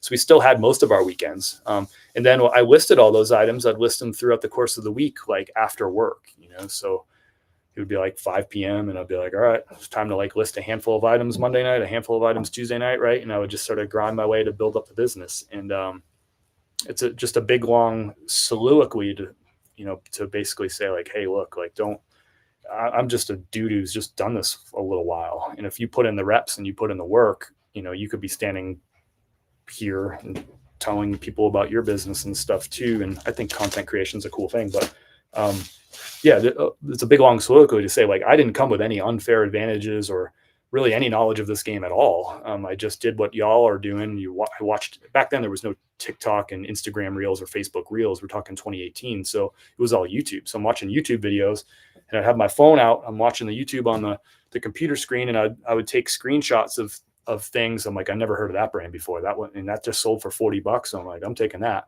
And I would organize all those photos into one folder that was just like bolos, I probably called it. I don't remember. So that when I got to the thrift store Saturday morning and I'm in my car, it's like 8:50. I got 10 minutes before they open the door at the thrift store. I'm going through those photos that I took over the course of the last week from watching YouTubers. I watched a lot of Ready, Set, Resell, and I watched a lot of Hustle at Home Mom, who both still make great content on YouTube, by the way. You should go follow them. And and I watched Jay Hayes too. And I'd scroll through my screenshot folder of like new bolos so that they're fresh in my mind, so that as I walk into that thrift store, I can go find those items. Right. So, and that's how I did it. I didn't have like any kind of secret sauce to it. I was just watching other people that were a few steps ahead of me. In the case of Ready, Set, Resell and Hustle at Home Mama, they were like 10 steps ahead of me, but they did great content. They showed exactly what they were selling, with sale prices. They talked about how much they paid for it, and they gave the nuance of why that item was better than another item, right? And that's a lot of the content that I create for you now is, you create the content that you enjoy watching. And I enjoyed watching exactly that. I want to know what's selling, how much you're paying for it, how much it's selling for. And I wanted to know the nuance of that particular item, of why you picked up that one from that brand and not another one. That's the content that I enjoyed watching. That's what got me started. So that's the content that I create now. And a lot of that came from Ready, Set, Resell Ben and Hustle at Home Mom. They're both, and they both still make great content to this day. I still watch their stuff. I still learn from those people, and I was watching them in 2018. That was freaking 7 years ago. I'm watching this stuff. And that whole story I just told you was July of 2018 when I met Jay Hayes at the thrift store and he showed me all the ropes. That was, almost exactly 7 years ago. And another, I think it was like the first week of July. So we're talking about, in 5 more weeks, that'll be my 7 years since that happened. Right. So there was no skip steps, there was no my business didn't I have 1,550 listings right now, but I didn't have 1,550 listings 7 years ago. I definitely didn't have 1,550 listings 6 years ago, right? You sort of build to that. And yeah, I didn't have the knowledge of brands, and man, it just got windy. I'll tell you, we've had the windiest spring. It's crazy. And nobody around here likes wind. I'll say that after that hurricane rolled through, we all have what is that? We're all, I don't want to use a diagnosis, right? But we all get triggered by heavy winds in this area. So I probably would have never noticed that a year ago, but now it's like, holy crap, that's windy. How do you decide what goes on Amazon versus eBay? Totally different products, totally different sourcing. I'm looking at different brands typically for Amazon. I'm looking at different stores typically for Amazon. So yeah, it's, and some stuff, there's a lot of things I find that are new with tags that are good items, but I can't sell them on Amazon either because they're not listed on Amazon already. So that's the thing. I'm not creating new listings. You can create new listings on Amazon, but typically what you're doing is you're finding an item that's already listed and you're putting an offer on that existing listing. So I'm not taking photos. I'm not describing that item. It already exists. Somebody already did that. And I'm going and latching onto that listing. So if that item doesn't exist, I'm not creating it. And then if it's a good, valuable item, it sells well on eBay, I'll sell it on eBay. But the reality is that stuff that sells on Amazon is more the common brands. Things that sell really well, like for me, is like Lee, Columbia, Wrangler, Under Armour, like those really, really common brands, the things that that most of America wears. Most of America doesn't wear a Ralph Lauren Purple Label. That stuff's not selling on Amazon. It's more of that really common Nike, Adidas, Under Armour, Reebok, that kind of stuff is what sells for clothing for me well on Amazon. So I don't look for those items typically for eBay. So it's different brands. It's different. Yeah. It's a whole different beast, Andrew. I don't know any other way to describe it than that. What are your thoughts on Etsy? I don't really have any thoughts on Etsy. I'd have to ask you about Etsy. I've never listed a single thing on Etsy. I think I bought one thing on Etsy. There's a wood carving painting thing in our living room that I bought off Etsy. Oh, in our bedroom that I bought a piece off of Etsy too. So I bought two things off Etsy. Bought a painting like a canvas painting off of Etsy both of the paintings. Both things I'm referring to are mountains, by the way, mountain art. Those are the two things I bought on Etsy. So I don't really know anything about selling on Etsy, or does anyone sell clothing on Etsy? I'm not even really sure. I'm not trying to be coy. I really don't know Etsy. What's good, Jeremy? How are you? I just don't know Etsy, and that's okay. You can't know everything. What do we got? Somebody does promoted mountain moving community. I do promoted closet, and I still not sure whether to keep it or not. I definitely saw a consistent sales lift with it, but it's up and down, worth it or not. I set a low cap for cost and let it run. Okay. All right. Thank you for sharing that. Good, honest assessment of Poshmark's promoted closet. I see most of your videos are filmed in the thrift, so obviously they don't care you are filming. My thrift is not that friendly to resellers. Feel like they are pricing up things resellers like to buy lots of bread and butter, becoming unprofitable. Yeah, it sounds, yeah. I mean, look, they're in, your thrift stores are in business to, if they're a nonprofit, right, they're trying to make as much money for their mission. And if they're for profit, which a lot of thrift stores are for profit, then they're trying to make as much profit as they can, just like the rest of us are. So they're raising prices because they think they can get more for those items. Just like I would sell stuff for more on eBay if Lululemon rebounds and those prices start going back up again, you better believe that I'm going to adjust my prices and go up with the market too. So they're doing the same thing. And I know people get mad about it, and it is a challenge. And I know different markets are different. Some of you are getting hit harder by price increases than I am. And I'm certainly empathetic to that. But it just is what it is. You got to figure out what you're going to do. If your local thrift stores are going up in price, then you got to figure out, all right, cool. I still want to resell. So maybe you look at retail arbitrage. Maybe you do online arbitrage. Maybe you go on to Whatnot and source off of Whatnot. And those are all things that I do too to make money. I just do more thrifting because thrifting is a good source. My prices are reasonable around here. But if they weren't, then I would change my game or adjust my game and I focus on where it's better. Or I travel to thrift, which is something last year I traveled to Tampa to thrift, I think 5 times. I literally got on a plane, flew to Tampa 5 different times to source because the thrift stores for me weren't good last year. And I needed something to bump up my inventory. So I went and did it. Now, I'm not suggesting everyone gets on a plane to thrift, but I was able to do it pretty economically. I have family that lives down there. I could use their car and stay at their house. And flights for me to get to Tampa are super cheap. They're like $110 to $130 typically round trip. So, and shipping from Florida back to here to North Carolina isn't that expensive either. I'd ship a whole box, 40-pound box would cost me $28 to $32, like in that range to ship those things back. So I could ship back a whole bunch of stuff. It'd cost me like $200. My plane tickets were like $130, and I got to spend some time with my family, visit some of my friends down there. We used to live in Florida, so I have that thrift market pretty freaking dialed from living there and running this business for a couple of years. Of course, the market has changed, but I basically have the lay of the land down there, so it makes sense for me. But I just say all that. Don't copy what I do, but just use that as like advice to sort of figure out like how are you going to source. Is it tag sale days? Is it garage sales? It's garage sale season, y'all. Like if it's the thrift stores aren't going, then estate sales or flea markets. There's all kinds of opportunities to find this stuff. Etsy is more like art and DIY stuff. Got it. That's what I kind of thought. How many days a week do you thrift for a product? 2 to 3 is pretty typical for me. Usually Tuesday and Thursdays, and sometimes Wednesdays, like a half day or something like that. But it kind of just depends on how much stuff I have back here.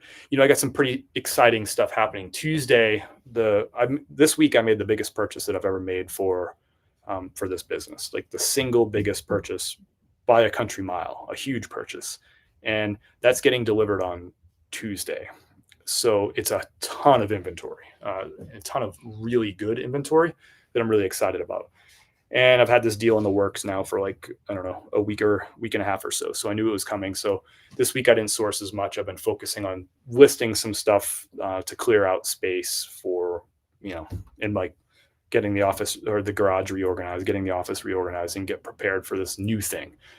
So you'll see me back on Whatnot. I'll be giving you opportunities to buy some bulk inventory. And this is so for some of you who are the thrifts, we're having a conversation about the thrifts are challenging. The prices are going up in your thrifts. I'll have the opportunity for you to buy some stuff like bulk from me shipped to your front door for pretty darn good prices. Stuff where there's a lot of meat on the bone for you. I wouldn't encourage you to buy things. I take this responsibility seriously. I wouldn't encourage you to buy things from me to resell if there wasn't enough meat on the bone for you to make money. So I will have the opportunity for some of that stuff. You'll see that probably at some point next week. I'll share it first with folks here on these lives because I know these lives tend to be the closer followers, the people who are really serious about building their businesses. And so I'll give you in the people who are like most commenting and supporting this channel, and that means a lot to me too. So I'm going to give you the opportunity to buy some of this stuff next week. So keep an eye out. If you see me pop up on a live next week, it'll be a good idea to pop in and see what's going on, because I will have some opportunities for you. So I'm pretty excited about that. So that's kind of it's going to change the business a little bit, and I got some like cool ideas moving forward. And I'm the type of person that I like to share with you once things are here, arrived. I don't like to talk about things before they're done. I don't like to make promises that I can't keep, but I will say that I can say for sure this stuff is on its way. I have tracking number for it, so I know it's coming here on Tuesday, and I know it's very good inventory, and I know I will have opportunities for y'all to get in on some of that inventory too. It'll just be too much inventory, for me to in a timely manner process and sell myself. There's going to be great profit, and I will be selling a lot of this stuff individually on eBay and Poshmark, but it'll just be too much for me to handle with. It's just, nobody else is going to be listing all this stuff. It's just going to be a lot. So I'll have to spread some of that love around, which is cool. This is actually something I've wanted to do for a really long time. I've been working on it for a little while, talking about it behind the scenes, is a way to bring inventory directly to you, inventory that you can make money off of, that will show up at your front door and make you money. So I'm excited about some of this stuff. What's your handle on Whatnot? Is it the same? Nancy, I'll drop my Whatnot link. Great question, Nancy. I haven't figured out what day I'm going to be on Whatnot on next week, but I think I will be on there. I'm going to drop a link down below in the chat. This will, if you're not on Whatnot, that's not the right one. Hold on. If you're not already on Whatnot, this will give you, this is a sign up link. You'll get $15 for free if you sign up with that link right there. And that'll also take you to my store. You can hit the follow button on Whatnot too, and probably want to hit there's a bell icon on Whatnot that they changed this about a year ago. Or about a year and a half ago, if you don't hit that bell icon, you probably won't get a notification when I do go live on Whatnot. So make sure if you follow me on Whatnot, I would encourage you to also, I'm going to drop my other link to Whatnot too. This is the direct link to my store or to my profile. Please hit the follow button, but also hit the bell icon, because if you don't hit the bell icon, you'll probably just get notifications from people who are promoting their shows.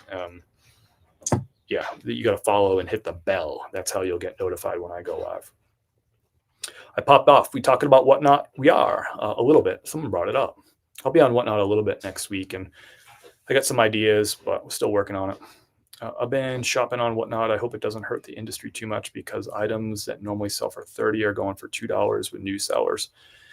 I mean, that's good. If you didn't buy it for $2, then somebody would have bought it for $1, Derek. That's what I've always said about Whatnot. So if I sold something, it's like, man, that should have gone for $50 and it went for 12. I'm like, I'd be happy, Derek, that you bid 12, because if you didn't bid 12, it would have gone for 10. You see what I mean? So, and those people need, they need to move stuff. That's how Whatnot works. So I don't think you're hurting anybody. They're the ones that are putting it up. If they're doing dollar starts on items that should sell for $30, they shouldn't be doing dollar starts unless they have a good following. I'll be honest. Thank you, Derek. Looking forward to seeing you over there. Hit that bell icon too. What's up, Chemo? Chemo, I think you put a sticker or something. It doesn't pop through onto my Restream thing. Maybe it did. Oh, an ear. Okay, I see it now. It takes a minute for it to load up sometimes. But yeah, I'm excited about Whatnot. And so I'll be selling stuff on there. I'm going to price these items with you in mind. I'm not necessarily pricing these items with the end user in mind. Of course, if the end user wants to, like the consumer in mind, I'll be selling $110 items, and I'm going to price them for you to buy and be able to go and make money. Because I want y'all to load up boxes of this stuff and get shipments to you. But I'll drop some stuff on these lives too. So if you see me go live next week, the shipment's coming on Tuesday. If you see me go live next week, you'll probably want to pop into those lives. I'll have some opportunities for you to buy some inventory for cheap, shipped to your front door. And it's like vetted stuff from me. I'm not going to sell you stuff that's not going to sell or that there's not meat on the bone. I think you probably realize that at this point. But I'm all shipped out. Somehow I thought for sure my postal worker would have come by now. I'm going to put this stuff outside and close this up. So this is what we shipped today. It actually ended up being a pretty good day. Yesterday was like 9 items, but we already sold 6 this morning. Let's see if anything else came in. I sold something else. Thanks, Derek. I see that you followed over on Whatnot. And thanks, Moving Mountains. I see that you followed over on Whatnot. Appreciate having you over there. I'll have some stuff for you that I'm excited about. I sold a Carhartt 5-pocket jeans right there. I got some offers too. Want to go through some offers? Let's go through some offers. Let me put these outside just in case the postal worker comes. I think it's Ashley today.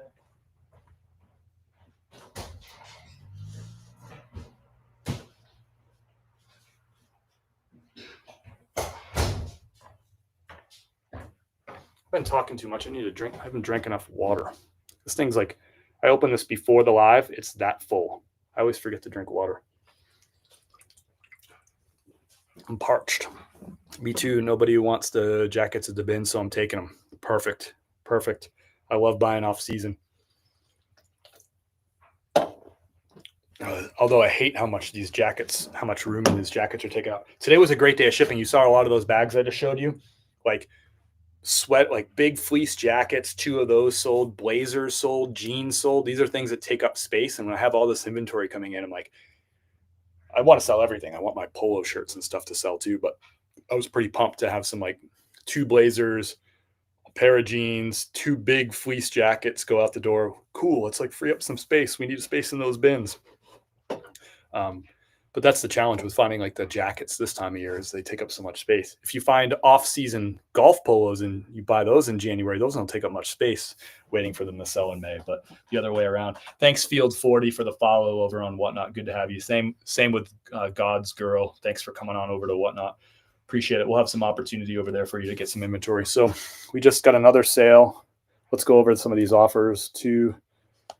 I don't want to show the buyer's address. Cool.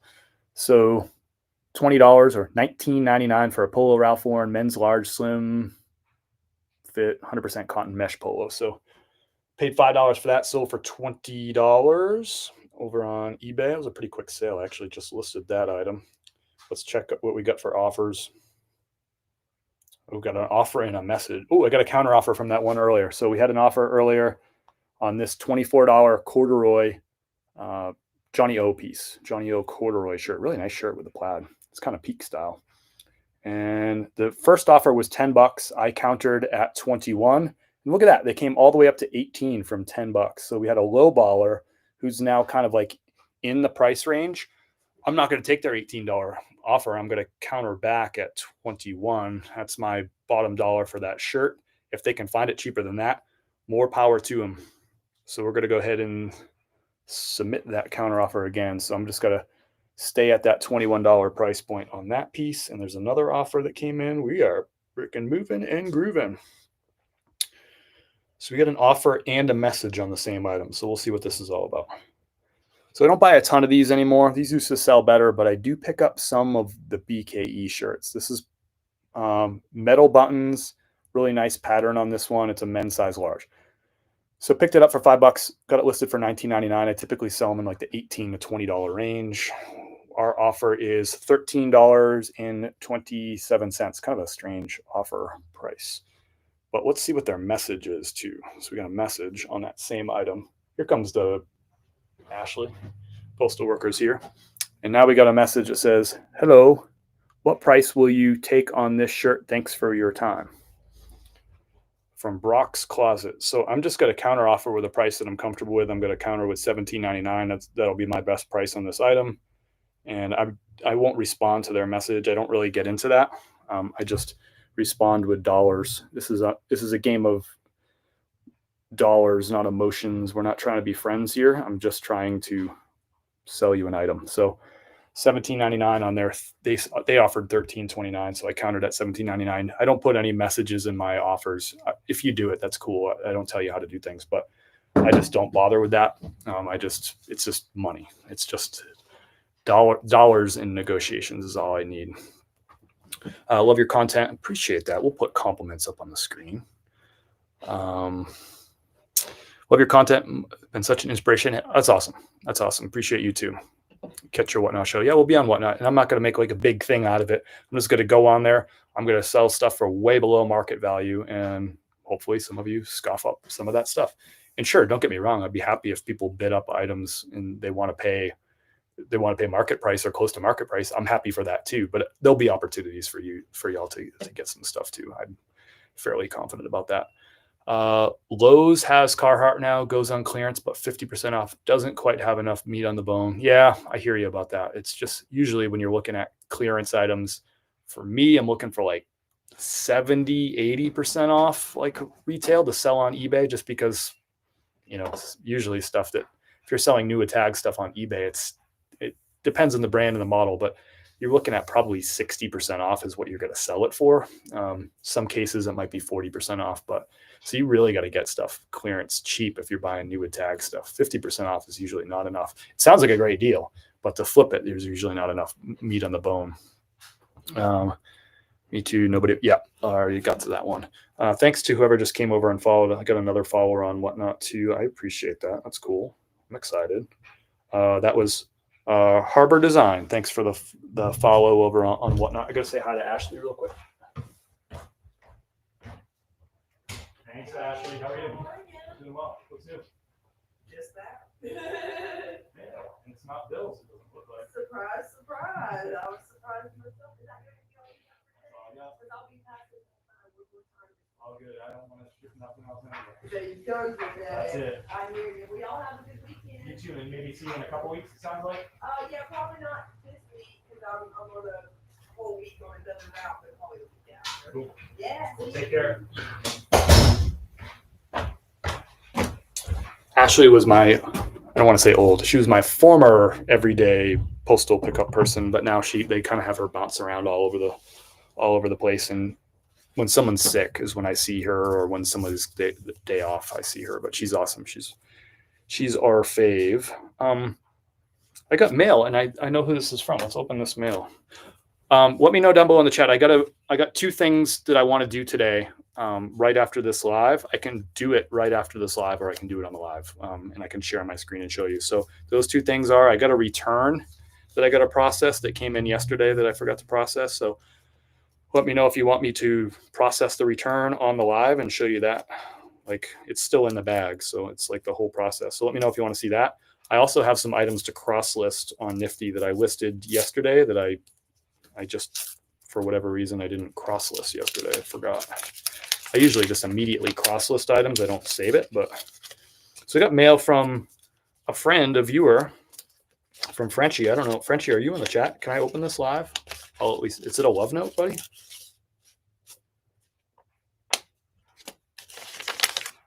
But let me know down below in the chat if you want me to hang out live and do a. Oh yeah, I forgot about this. I ordered some stickers from my friend Frenchie over on Whatnot. He's got some stickers available. Oh, look at that little nice thank you card with a QR code. Look at this professional guy. That's Frenchie and Sharon and their dog. I forget the dog's name. Memory of Daisy. In memory of Daisy. That's nice. Nice little handwritten note here. And my Frenchie's Vault sticker. Sweet. That's cool. My friend Frenchie. Professional seller right there. Handwritten note, a little thank you card in there, like a professional card. I can dig it. I can dig it. I recently Going to join the Whatnot team as well. Like it, Chemo. You get enough good inventory down there. Can't wait to see your show. Thank you, Vineyard. Oh, your Harbor Design. Cool, cool. You guys with your different names on different platforms. I think you're just trying to confuse me. I like it, though. What do we got? I recently started following you because I love seeing what you recommend in men's, a category I've steered clear of till now. Love seeing your post. That's awesome, Amy. Like, I love having you on board. Hopefully the content is helpful. And if there's anything I can do to be more helpful, I hope you would let me know. How do people follow you over on Whatnot, Chemo? You can drop your Whatnot name down below if you want people to follow you over there. We'll build you up. Maybe I'll go and like raid into you or something. I don't know if I can draw the crowd like I used to on Whatnot back in the day. We'll see. We'll give it a try. All right, I'm going to do the return. Nobody told me they wanted to or didn't want to, so we're going to go ahead and just do this return. So this looks like the very bag that I shipped it in. I won't show you the buyer's address, but because it's got my sticker on the side there, looks like one of my white bags, and they just taped the heck out of it. So this is a eBay return. It says that on the label. I offer free shipping or free return shipping, but unless it's a mistake that I made on the listing, like a flaw that I didn't know or a size was wrong or something like that, if I made a mistake, I'll pay for shipping both ways. If I did not make a mistake, I pay for the return shipping, and you can see right here, it's eBay sent them that label automatically because I offer free returns. It says USPS Ground Advantage return.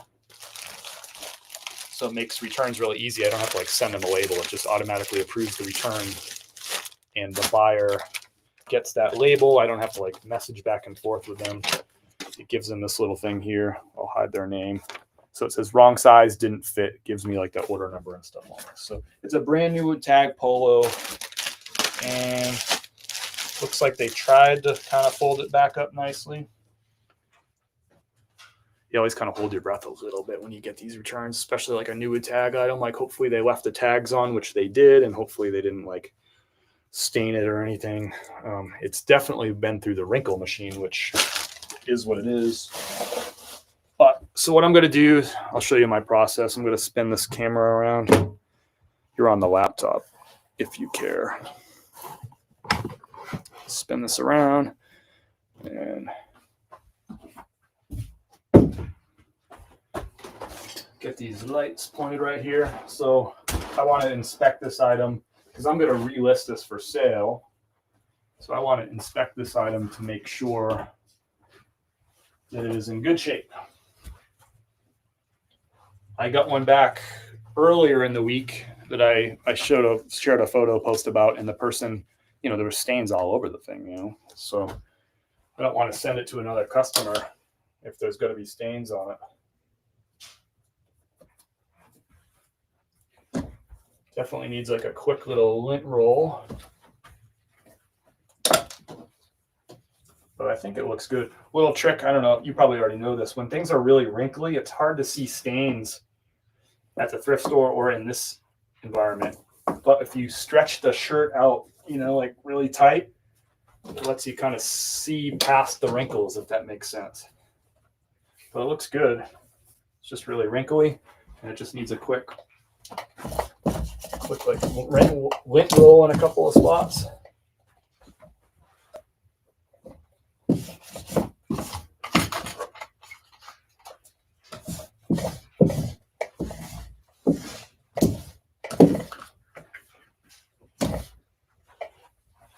The joys of returns. All right, so I think it's good. So I'm going to go ahead and process this refund. I won't refund their initial shipping price.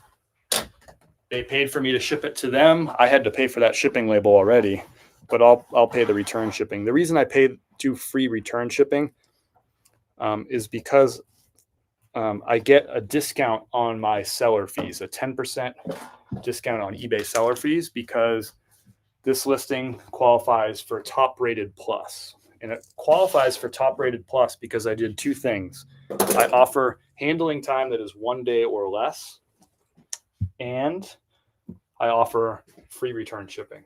If you offer those two things and you're already an eBay top rated seller, which means you hit their top rated seller metrics, which I do.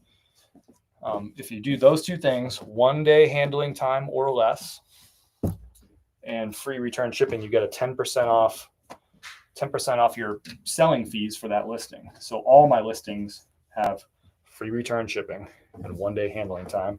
So I pay 10% less on my what they call final value fees.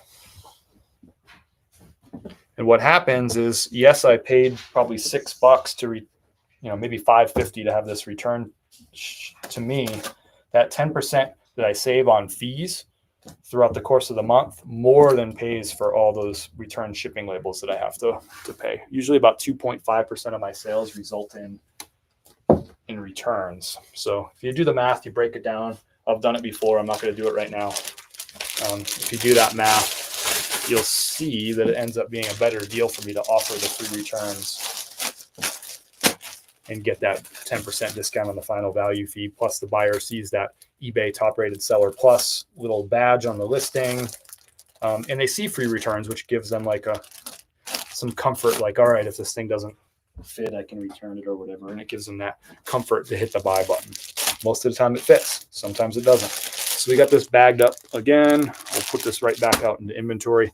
I can't share my screen to walk you through the return process only because it's got to have like buyer's address, and I just don't like sharing that kind of stuff publicly, but I'll kind of walk you through it anyway. So I'm going to go into my eBay seller hub, and I'm going to go to where it says returns. I've sold over 100 of 650 items since I started 2 months ago. Pennies per item from storage units. Only list the best. Nice, Troy. Selling that high sell-through rate stuff. I like it. So I have a total right now of 3 active returns. One of them is actually the one that I shared the post about earlier this week where it had the stains. It's still showing up as active because there's a case open for it because I only gave them 50% off refund. Eventually that case will go away, and so it'll drop off. Wait a minute. This return isn't showing up on my screen. How is that even possible? Did it maybe already close? Did it come in a few days ago? Let me see. Oh, the return was already closed. Did I already refund them? Or did eBay do it automatically? Well, anyway, that return is closed. And they were refunded $53.10, which was their, let me see. Well, that's strange.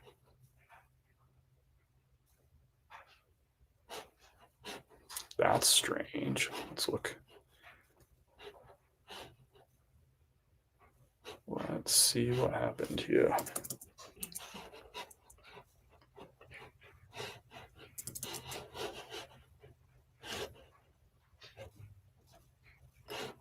So let me click on this. I might have actually already closed this one out because I had another similar one come in. I might have closed this one on accident. Yeah, I just refunded their $53.10. So I must have already done this. I think I did it by accident because I never returned stuff before. I had another before I actually inspected. I think what happened is I had another one that was another polo, Ralph Lauren polo that I returned earlier this week too, in a similar green color. I think I just went in and closed this one instead of that one. So that's good that I worked out because I didn't have the option. I already did it. So $53.10 is what the refund was on this. I get my fee credits back. So $7.69 is what I pay eBay for the fees on the sale. I get those back. So that comes out of that return. So they only deducted $45.41 because they refunded my fees. So, and this one, I'm just going to go hit the relist button on this item and I will get it relisted. I'll put it back out into the same bin that it was in before just to make it nice and easy, and it'll be done. So this is going to go out to F2. I can share my screen for this next part of this. Just let me get rid of. All right, so we'll go ahead. I can share my screen for this part. So walk through one of my actual listings, and we'll go ahead and cross list this item and a couple other items. Let's do it. Give me a second. I'll set up the shared screen real quick. So it's going to be a little peek in the corner. There he is. And on the screen, this is the the listing screen. So these are the photos from the first time I listed it, and then the item was returned. And so you can see it. So you can see my cover photo, which is a zoom in quarter front of the shirt. So you can see the color, you can see it's new with tags. You can see the little pony logo too. Second photo, close up of the shirt. Third photo, or close up of the tag, sorry. Third photo, close up of the new with tags, like the store tag. Full front, full back, materials tag, and I guess just an additional little zoom in on the pony and the new tags piece. I don't always do that last photo, but you can see my item description or my item title and all this stuff. I don't have to change anything. It should all be good. I'm going to list it at the same price, $58.99. I no longer have 2 of these. I just want to confirm that that's true. Got to check my spreadsheet right quick. I think I only have 1 of these left. Yes, my spreadsheet confirms that. Okay, so I'm just going to go ahead and you can see the measurements there in the description. Quantity 1. One thing I didn't mention, is this photo here.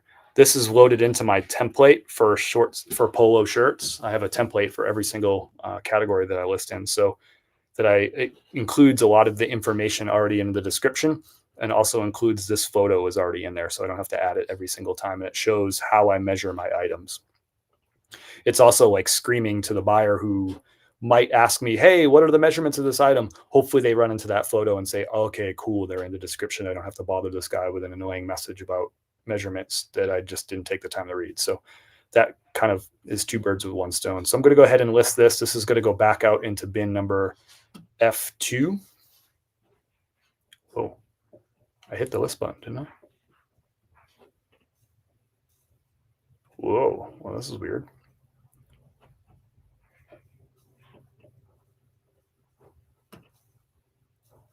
It's just like erroring out, I guess, but it's not giving me an error message. Let's just try it again. I don't know that I've seen that before.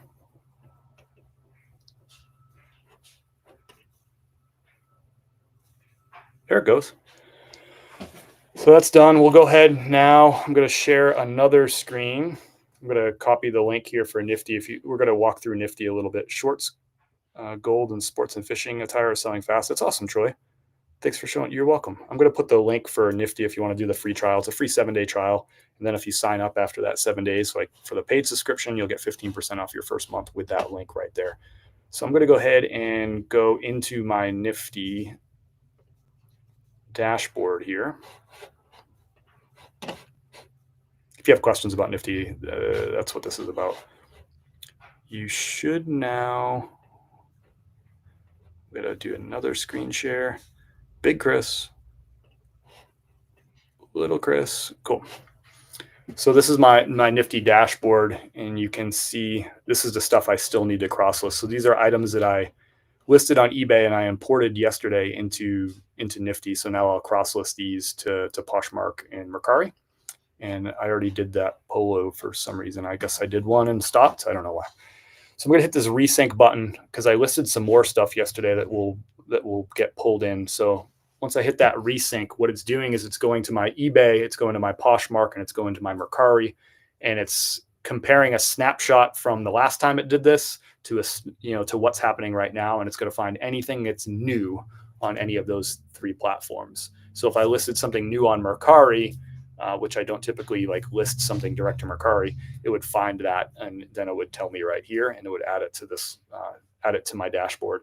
So it says sync complete. We've grouped your 22 listings into 22 unique items, and you can see those here. So these are items that I listed yesterday. That's the item that we just did the return on. So I'm going to cross list. I'm just going to jump right into this. Where did you get to the pick for the measurements? I made that, Amy. You can steal it from me if you want. All right, so jumping right in, this is the cross-listing process. So I thought I changed the quantity to 1. Man, what's great, I'm going to do this. Before I do this, I know what happened. I changed the quantity to 1 on eBay, and then it gave me that error. I had to refresh the screen, and I didn't change it to 1 again. So I'm going to edit the item. This is great. I don't have to go into eBay to fix my mistake that I made on eBay. I can just do it right here from this dashboard. And all that stuff's already in there. So I'm just going to update the quantity, and that's going to change it on eBay. Great. Cool. So now I can cross-list it to Poshmark. So we're going to click on Poshmark, and everything's good to go. Poshmark doesn't allow you to do 0.99. You can't do cents. It has to be even dollars. So it'll automatically change that $58.99. It'll round it to 59 for me. So it's got all the information. I'm just confirming the categories right, the brands right, and the size is right, 2XL. Good. So now I'm going to list that on Poshmark, and that's all I have to do. Most of these, I'm not going to have to make any changes at all. I'm just going to be able to cross them right over. Same thing here. We're going to go over to Mercari. I'm going to add back that 99 or 58.99 on this, because Mercari, you can do that pricing. Categories right, polos, it has the brand right, it has the size right. It brought over the shipping information from eBay, and it's got the shipping ready for Poshmark, like the weight and the dimensions are all packed in there from eBay, which is great. And I just hit list on Mercari. And even with the time it takes me to kind of walk you through and talk it through, it just takes, really a few seconds to get those things cross-listed. So we're gonna check the chat for questions and stuff. So cool. Matt, I sell lots of non-clothing. Should that stuff get cross-listed? Sure. Yeah. I sell I'm going to cross-list some shoes right now. I don't do a lot of this stuff anymore, but I used to sell like collectibles and sporting goods that I would find at garage sales and stuff. I mainly stick to clothing now too, but I'm opportunistic in those other categories as well. But yeah, like golf clubs and things like that, you can cross-list those to Poshmark and Mercari too. I would suggest doing so. So we're going to do this Joe's jeans. Again, these I listed yesterday on eBay for $27.99. We're going to cross-list these to Poshmark and Mercari real quick. So it loads everything in. The one thing I'm going to have to do on most of these is remove, this is like my return and store info for eBay. Poshmark and Mercari have their own return policy, so I don't want to copy my eBay return policy over to those platforms. So I just delete that real quick. I confirm that the category is right. A lot of times in jeans, it doesn't get it right. These are classic fit straight. It put it to slim straight, but it gave me this little option right below. It says jeans straight. That's the right category for Poshmark. So it suggested that other one. Good. So just one click there. It's got the size right. It's got the brands right. Boom. We're going to hit list on Poshmark, and then we're going to move and groove right into the Mercari, and we're going to do the same thing. Are Joe's jeans a good sell? I find them a lot at the thrift. Got to comp out each individual model and then look at what your buy cost is. So again, I'm going to add this back to I like the 99 price points. We'll add that back on Mercari. Joe's jeans, classic straight leg. I got it right on Mercari. It's got all my shipping stuff over from eBay. It's right. Joe's jeans is right. Size is right. 36 list on Mercari. How much is this software monthly? If you go to that link, you can see the different price points. It just kind of depends on what you're looking for. There's like 4 different price points that you can check out for it. All right. Next up, I'm going to skip the shoes for now, and I'm going to go right to I'm going to stick with clothes for right now. So here's Ralph. What I like about doing this, by the way, too, is you're seeing the stuff that I'm actively listing right now, stuff that I'm finding at thrift stores and putting up for sale. Here's a Ralph Lauren with a nice like heathered brown pattern. 100% wool, 46R. It's a Lauren. Ralph Lauren is the brand. I sell these all the time, and I listed a few of them just yesterday. So we're going to go ahead and cross list this one over to Poshmark. You can see my photos up above. I won't get into them, but there's other learning here besides just the cross listing. You're seeing exactly what I'm listing and how much I'm selling it for. Typically, I sell these for either the $39.99 price point or the $41.99 price point for Lauren Ralph Lauren. Occasionally, I'll do one at like a $48.99 price point too, if it's a little bit more desirable. If it's a really in pattern, I'll do that. But typically, the 2 price points I'm doing are $39.99 or $41.99. Just kind of depends on the season, the style, and all that stuff. Some of it's just secret sauce that I don't even really know why I'm doing it. So it got the category right, it got the size right, it got the brand right. We're good to go. I'm just going to blast this one over to Poshmark. We're going to move and groove right over to Mercari. We're just going to pound through these, and you can slow me down with questions. I have 300 listings. Nice, Matt. And thousands to list. Let's go. You got inventory that you got to move, brother. So I would highly suggest a tool. I would suggest Nifty. I was going to say a tool like Nifty. I would suggest Nifty for you to get this stuff rolling. I'm going to back that off to that $39 price point, or sorry, $39.99 price point. Emotional pricing, sports coats, 2-button, standard 46R. It's got my shipping information in there. let's blast it off. So Poshmark Mercari is done on that. But yeah, so the automation tools, I'm going to show you the automation tools real quick, Matt, right after this one lists. I'm going to take a sip of water too. So I'm going to go back to the dashboard here. And what this is going to show like what's happening with the automation right now, like behind the scenes. So today it is on Poshmark shared 1,531 items. It's done 1,531 shares. It's done 32 party shares, and it's done 169 community shares, which means it's sharing other people's items, which is good for feeding the Poshmark algorithm. Nobody likes to do all this social stuff that Poshmark, I've never heard somebody say like, I really like the parties and I really like, sharing and like all this community shares and following back. I've never heard anyone say that. This does all that stuff for you. You can see down here, the settings that I have are, it's automatically sharing and relisting on Poshmark 4,400 times throughout the day. You can see last share. This is changing as we're sitting here. Look at it. It's changing. That was a fall Raven. Now it's a pair of Levi's. It's actively just doing this while we're sitting here. It'll probably change again. That was a party share, by the way, the Levi's. And it's just doing all this stuff. Nobody likes doing this stuff. There it is, an RLX. It just shared that one. So it's constantly happening. It's constantly sharing offers. So you can see right here, Columbia PFG was the last offer it sold. So these are auto offers, and I have it set to give people, I can show you, wait 10 minutes, send a 10% off offer. And I have it on all items. Same with multi-items. So if somebody puts like 2 items in their bundle, it'll still give them 10% off that thing too. So I'm just going to hit cancel on that because I like those settings. So 12 offers, auto offers have been sent today to likers. 20 reciprocal follows and 20 new follows. So it's just following people. And you'll see if I go to my Poshmark page, you'll see that I have probably 100,000 followers or something. I don't think it really matters, but it's activity that matters on Poshmark. That's what it likes. eBay, it sent 17 offers to watchers. So these are people today that hit the watch button, and this immediately went and sent them a 10% off offer. I had 5 sales that I shipped out just today from auto offers on eBay and Poshmark. It's recreated 45 items. So these are items that's delisted and relisted because they're 30 days old. So it's keeping them fresh. And every time it relists those items, those 45 get higher in search results every single time. Mercari, it sent 1 offer. Somebody liked this Carhartt jacket, and it sent them an offer for that. And it's done 32 relists of stale inventory, again, to try to get to the back to the top of the search results for Mercari. And I don't do anything with Depop now. I used to list on Depop. I no longer do, but you can do all that stuff with Depop as well.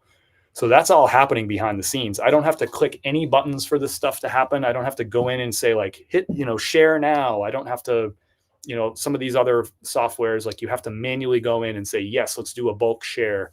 Yes, let's do bulk offers. This is just happening. It's just real time happening throughout the course of the day. I don't even ever go to this dashboard. I don't look at it. I don't have to, because automation is true automation. It happens in the background. I don't have to leave my computer on overnight like some of the other tools that are out there.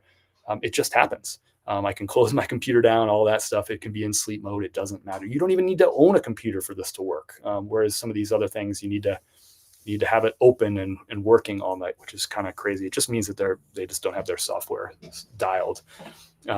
You don't adjust your price higher for Poshmark because of higher fees. Not really. The fees are actually probably a lot tighter than a lot of people think, because you're paying about 13% on eBay, but you're paying 13% on the sale price plus the shipping plus the tax that buyer paid. So it's not in Poshmark, it's only on the sale price. So if something sells for, we'll just use like a really easy item, $10 on eBay, it sells for $10. And the shipping is $6, right? So that's $16. And the buyer paid tax, which is another $1.50. So now it's $17.50. They're paying the fees on $17.50. Or you're paying the fees on $17.50. On Poshmark, if it sells for $10, you're paying the fees on $10. So in reality, the difference between and I promote on eBay, by the way, too. So my fees between eBay and Poshmark are actually pretty close. I think my average fee on eBay ends up being about 18% of sale price, and on Poshmark it's 20.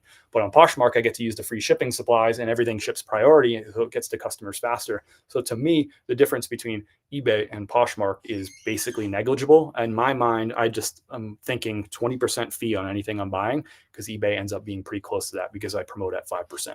So hopefully that helps. What do we have here? Also for inventory, date purchase, where it was bought. Did you create your own spreadsheet or do you get that from someone else? I know. Yeah. So my spreadsheet is from a fella, from my friend Jason Hayes. I told the story about Jason earlier. I think you were here, Lauren. He has something called the Reseller spreadsheet. It's linked. If you go to chris@peak.com, you'll find the Reseller spreadsheet. This is my 3rd year using his spreadsheet. It's awesome. I highly recommend it. There is a discount code, by the way, if you I think it's like Chris 2025 or something is the discount code. If you go to chris@peak.com, you'll find it. I use his spreadsheet to run kind of all my numbers and keep track of all that stuff, my expenses and all that stuff. That's all run through that. You can do all that through Nifty, by the way, too. I don't do it. But you can run it like you can do expenses and profit and losses and all this stuff on here if you want to. I don't do it because I also sell on platforms that Nifty doesn't cover. So I would have to manually enter all that stuff in there. So I don't do it. I use Jay Hayes' spreadsheet because I make money from content. I make money. I do sell on Whatnot. I haven't recently, but I sell on Whatnot too. I sell on Amazon too. And those things aren't in Nifty, so it doesn't track those sales. So I have to have another solution for my business. I also make money from like affiliate links and all this stuff. So I need like a more comprehensive thing like Jason Hayes offers. All right, so that's all that. Now I'm just gonna jump through and I'm gonna cross list while I chat with you. And if you have questions, you can slow me down. If I missed your question, you just drop it again and I'll get to you. Yeah, I have inventory out the wazoo. I need to get started. Need to figure out where. Yeah, like that's how many people have shared for you. I don't know if I understand that question. I'm sorry. But if you can rephrase it, maybe I can get you. All right. So here's a pair of Prana Brian pants. They had a couple spots on the front. They typically sell like in the $30 to $35 range. I priced mine at $28.99. I described right here that there's very, very small marks on the right front leg, priced accordingly, blah, blah, blah. So I'm low in the market there, and somebody will probably get a 10% offer, and these will probably sell for like 24 or 25 bucks, and that's great. So I'm going to go ahead and delete my eBay return stuff and confirm that everything's right. These aren't really sweatpants and joggers. These are more chinos and khakis. Okay. Prana, 34, good. I'm just going to move and groove here. Slow me down, but I'm going to be working and you're hanging out in the office, and I'm going to be drinking sparkling water, if that's okay. We got another counter offer on the Johnny O. This is just live, me doing my work on a Saturday. All right, what do we got?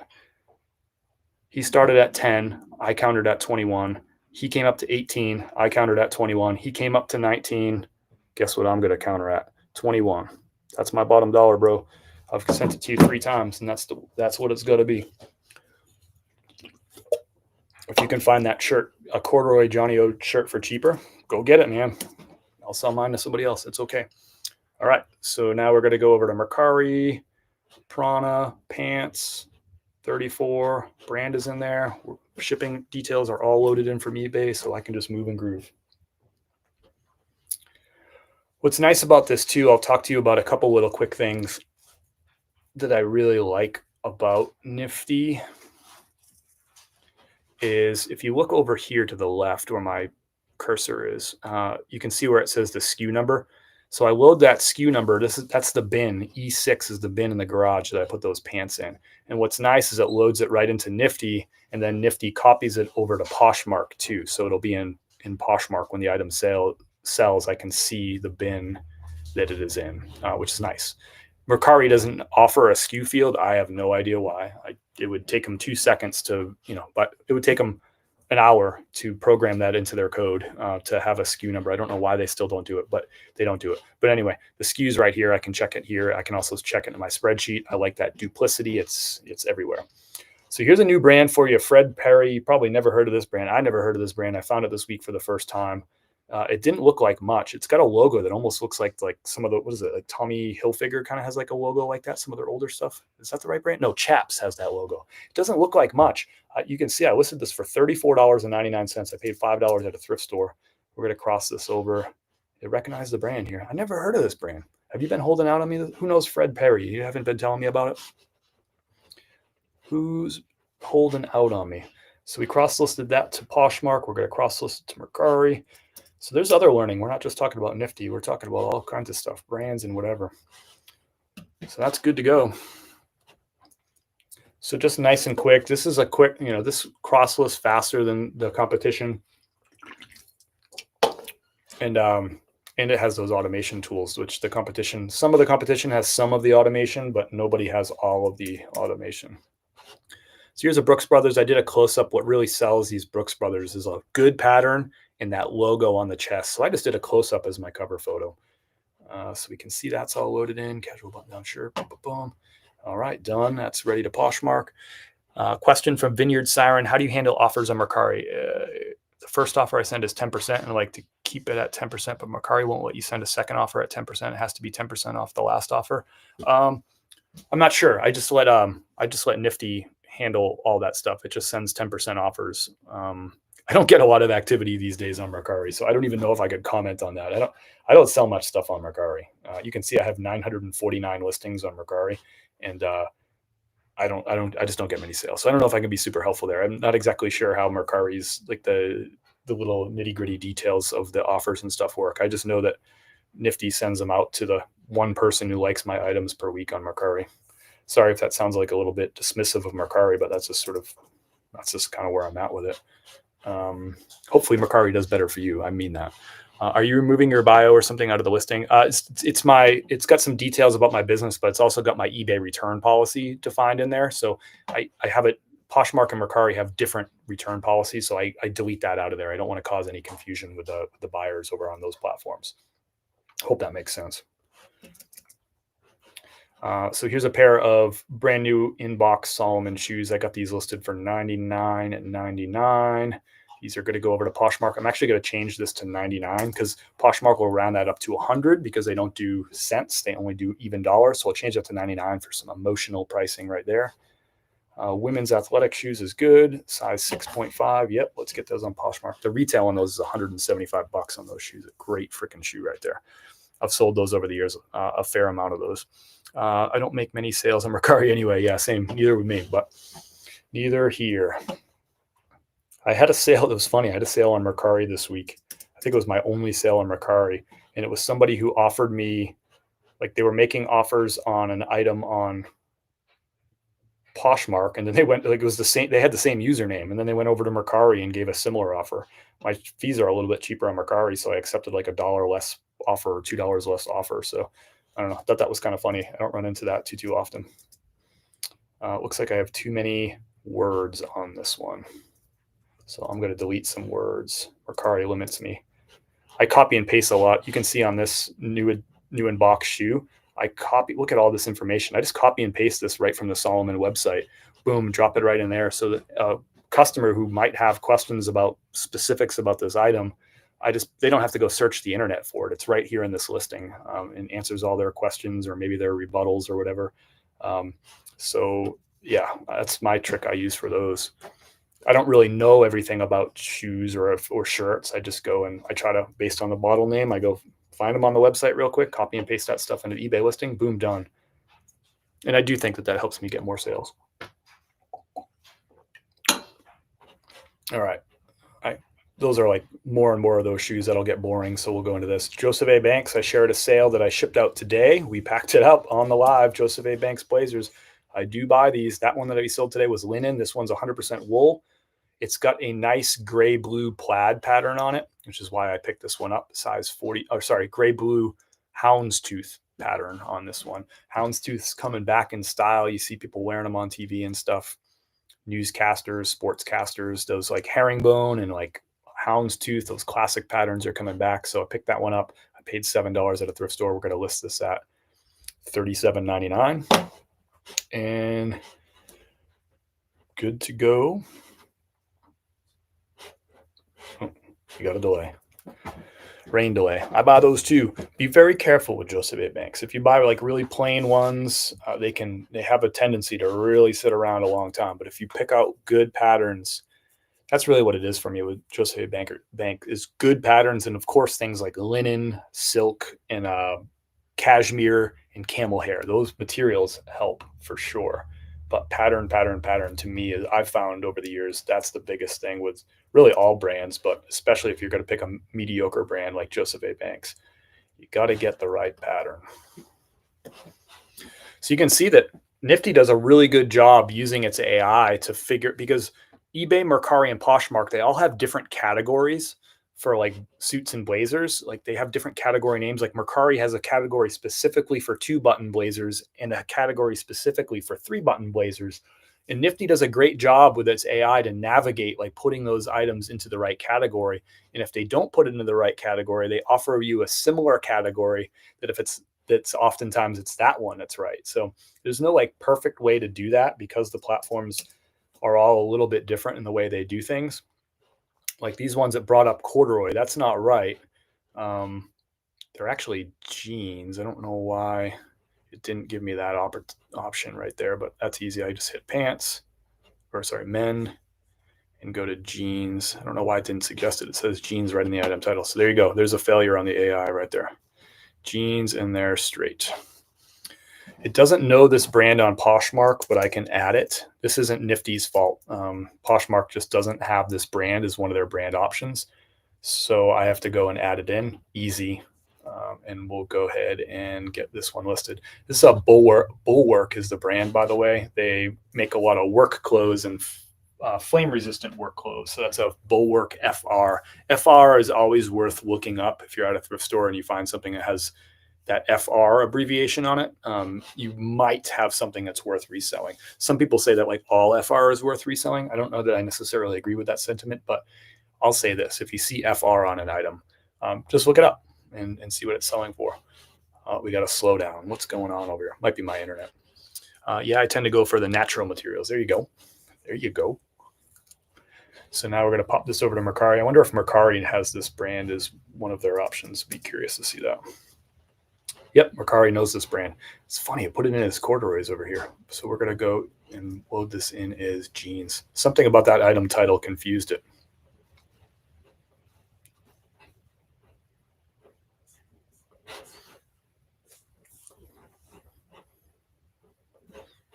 Doesn't happen often, but kind of a weird item, like a work jean with flame resistant. I see a lot of Wrangler FR at our Goodwill. Nice. I don't really see a lot of those.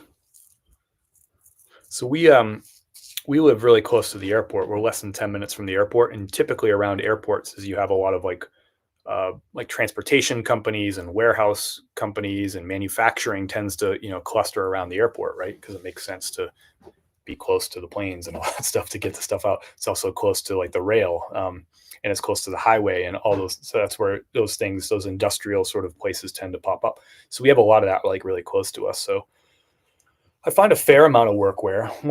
It's not a tremendous amount of that stuff, but there is there's still only 8,000 people in our town of Fletcher. So, there's limits to it. It's not like we live like in an industrial area outside of New York City or something like that. But anyway, I do run into some workwear, I think probably for that reason, because there is a lot of warehouses and manufacturing and distribution centers and all that stuff. They tend to cluster around the airports, right? Smart. All right. Charles Tyrwhitt is not a brand I pick up a ton of. If I didn't have, to me, the only way that you can sell Charles Tyrwhitt and to make enough money to make it worthwhile, well, A, you have to get them for $5 or less. And B, I think doing all the things that I always preach all the time. Like I have better photos than most of my competition. I have really good keywords in my item titles. I describe the condition really well and put measurements in each listing. I cross-list onto multiple platforms, and I have automation tools that help me show up higher in searches on all those platforms. Otherwise, Charles Tyrwhitt is a tough brand to move for premium money. If I wanted to price it at $14, I could sell it all day at $14. I just really don't want to sell a lot of stuff at $14. But I do pick up Charles Stewart if it has a really nice pattern like this one right here. I like picking up the French cuffs. They typically have a better sell-through rate. Bigger sizes in these dress shirts tend to do a little bit better for me, but really the pattern on those is a big thing. Next up, you see another pattern. I just did a zoom in close on this pony. Nice gingham purple check pattern. So I didn't made that my cover photo. I don't do it a lot, but sometimes I play around with it a little bit. I really do it pretty rarely, actually. So this is all right. Size 2XL, polar out form, boom, we'll list it.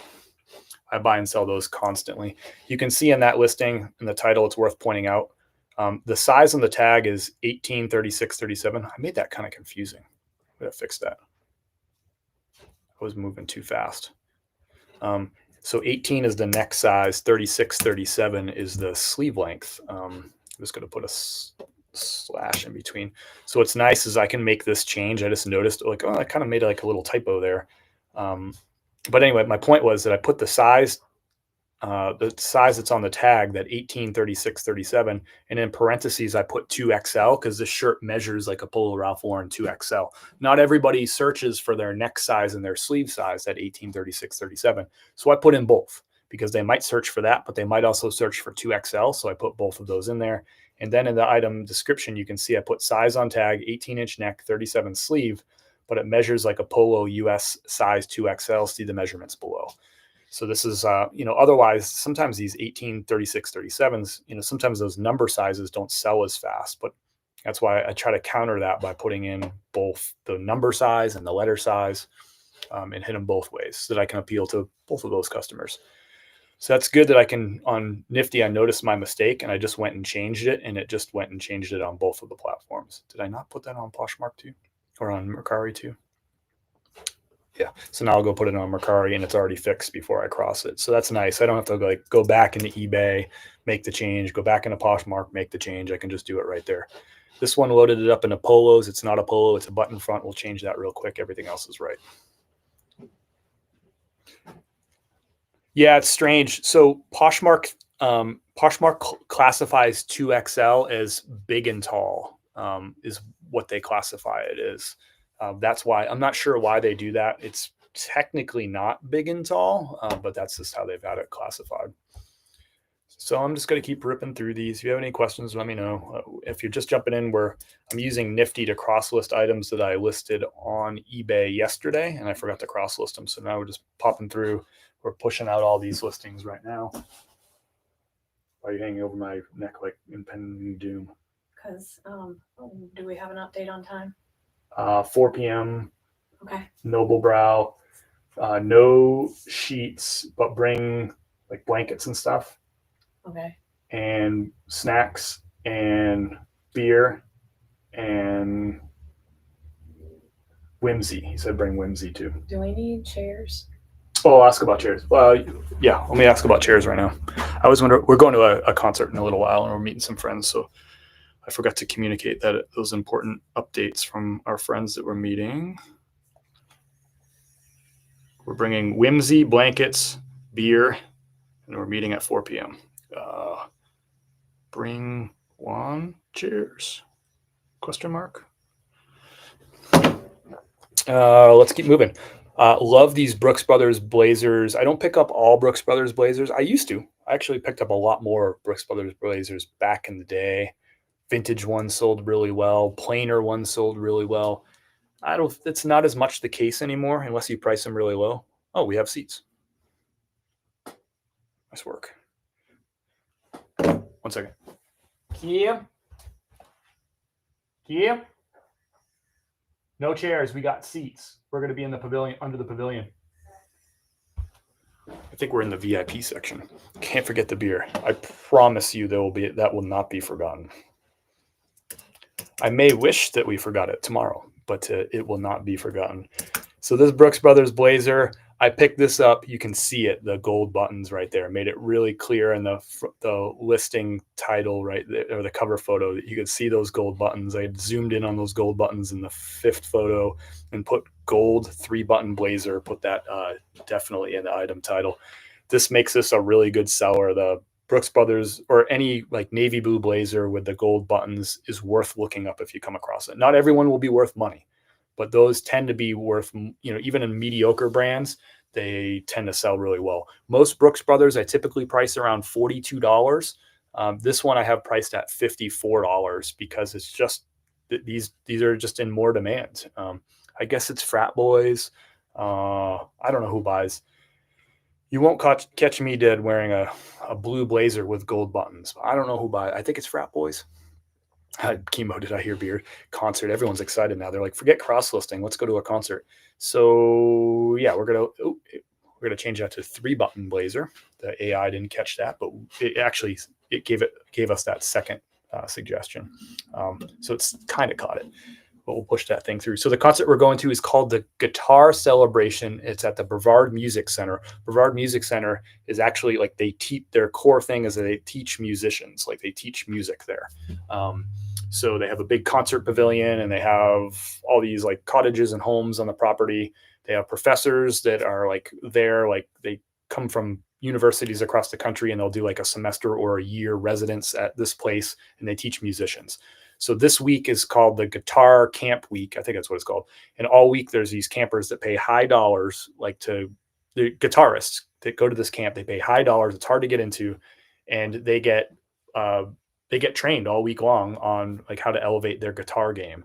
And part of the people who, yes, the professors are there teaching them, but they also every year bring in a collection of performing artists who are some of the best guitarists in the whole world, in the whole planet. So like Ricky Skaggs is going to be there. He's going to do a performance tonight. And so these campers will do some the campers will do some performances. This is the end of camp. They go home tomorrow. They'll do some performances, like Ricky Skaggs and some of the other headliners will do performances, and then some of them will be mixed. So some of these campers will get, like some of the elite campers, the best guitarists will get a chance to like go on stage and actually play guitar with some of these best guitarists in the world. It's a small venue. It's really like chill. Like, if Brevard, North Carolina, it's like very like mountain chill, older crowd. It's a mixed crowd, but it tends to be like an older crowd.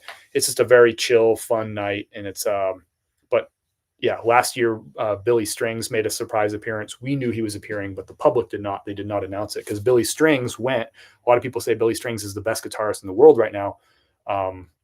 There's some argument about who that is, but some of those people are going to be there tonight. And anyway, Billy Strings showed up for the last few days of camp. And so he's probably the hardest guitarist like in the world right now is there working with these campers. And they didn't know he was going to be there either. It was a surprise thing. He said he was going to come back this year too, but he actually has some concerts this weekend in his hometown. So he's not going to be there this weekend, but it's that kind of thing where you just have elite guitarists and musicians there teaching these campers. Really cool. And these they put on a good show, all these musicians too, because it's fun, because they feel like they're part of like something bigger, right? You're teaching the youth, like the people who are going to come up and be some of the best guitarists in the future, right? And they're part of that and they get to play with them. It's just like a really cool vibe. So anyway, we're staying at a house that's on there, a cabin really that's on the property tonight. Our friend works there, so we got free tickets. I think they're VIP tickets. They are VIP tickets. I'm sorry, but I don't know where in the pavilion that we're sitting, but yeah, pretty cool. We're excited about it. It's a fun time. We went last year. We enjoyed it. We're going to go this year and we're going to enjoy it. Watching live music is the best. Yeah. And there's just something magical about this campus and about this, like, the stage and pavilion area. It's just like right next to a lake, like it's just beautiful. It's really cool. We're going to have a great time. We're pretty excited about it. I'm also going to cross list this North Face Canyonlands. So on this particular item, I didn't know that this was the Canyonlands model. I just looked up the style number, which was on one of these tags. Boom, found out it was Canyonlands. I put Canyonlands in the item title. Should help it sell. This one had a little flaw on it. I think the drawstring was broken or something. Let's see what it says.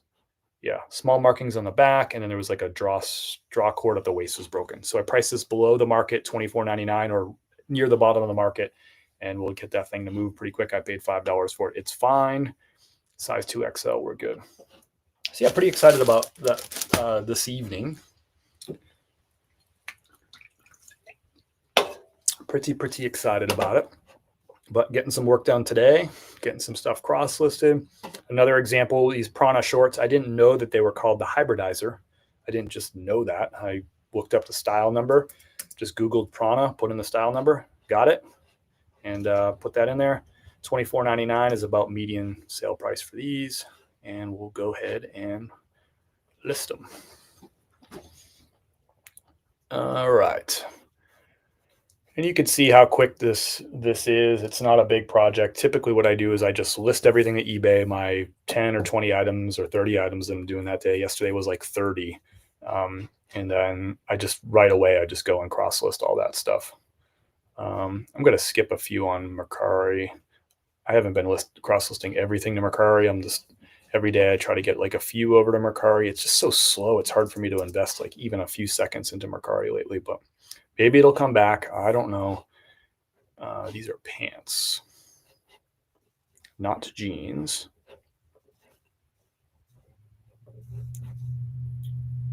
Boom.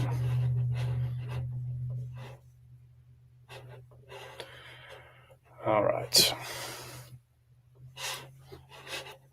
Let me know if you have any questions about Nifty. And that's what we're doing if you're just popping in. We were talking about concerts and stuff, but we are cross-listing all the items that I listed yesterday. I'm going to drop a link for Nifty, copy link address. I'm going to put down below in the chat. This is a free trial link. So if you click on that, you sign up, you'll get a free trial for 7 days. You get to tinker around with it, see if it works for your business. And if you do like it after the 7 days, you can sign up and get 15% off of your first month with that link. So just click that link and that's all you got to do. And you'll get the trial and you'll get the 15% off if you choose to move forward with it. North Face Retro Denali. We got this up and going. This had a small flaw too. I noted that it was missing the hood, what do you call it, drawstring. So I just put a close-up photo pointing to the fact that there is no hood drawstring. I described that in the item title. I put in the item description, and then in the item title, I put asterisk read, and then where the asterisk is in the title, I wrote that it's missing the hood drawstring. I also wrote, but that's small potatoes. I don't know why I put that, but I did. So yeah, that's that. Retro Denali jacket. We're going to change this to jackets.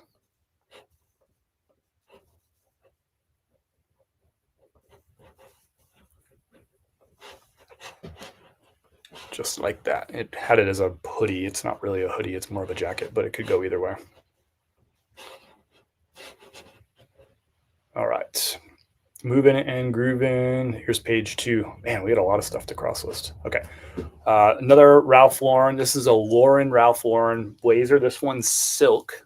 So it's got a lot. This has got a lot going for it. It's 100% silk, which these tend to sell better than the wool ones for the Ralph Lauren. And typically for a lot of brands, that's true also. It's a bigger size, that 48L. So there's not a lower supply for that you'll find online. So that tends to help with the sell-through rate.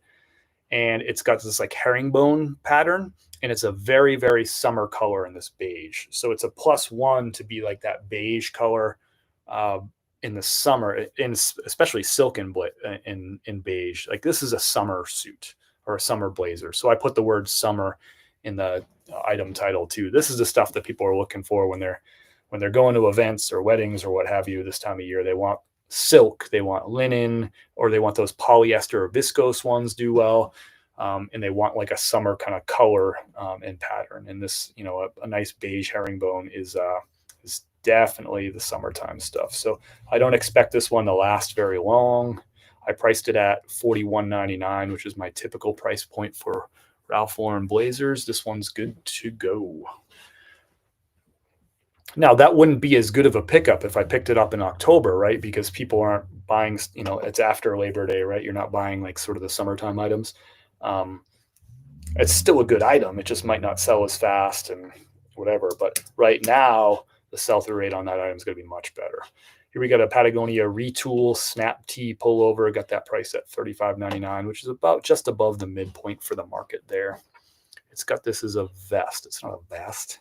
Sometimes the jackets get tricky because they all, eBay, Mercari, and Poshmark all have different categories for like jackets and stuff. So this one I'm just going to put other. They don't have like a category for fleece jackets. I don't know why. Mercari does, in case you care.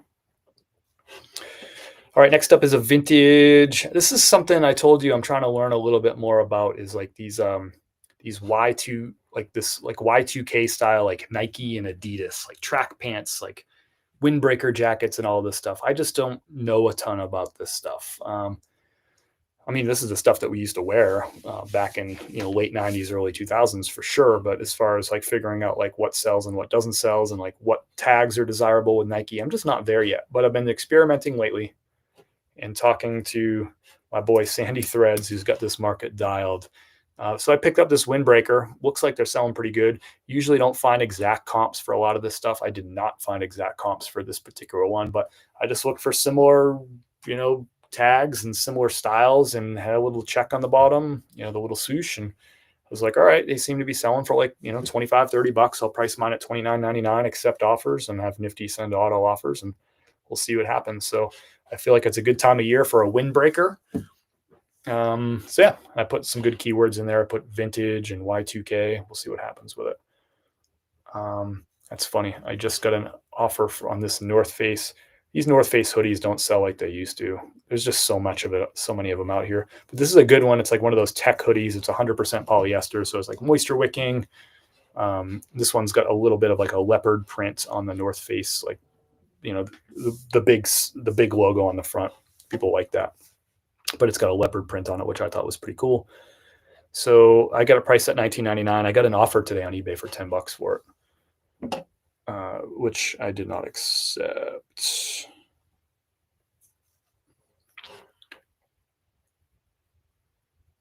This guy came back. Oh my gosh, this is funny. The saga of the Johnny O corduroy. We're getting to the end of it, I think. He came up to $20 now on it. So he started his offers at 10. My listing price is 24. I've just stayed strong at $21, $21. He keeps raising his price. 18, 19. Now he's up at 20. Fine. I'll take it at $20. You got it, brother. I'm not going to quibble over the buck because that extra buck after fees and stuff, it's less than $1. So we're talking about pennies at this point. So fine, dude. You won the war. Not really though. I got you up from 10. I won the war.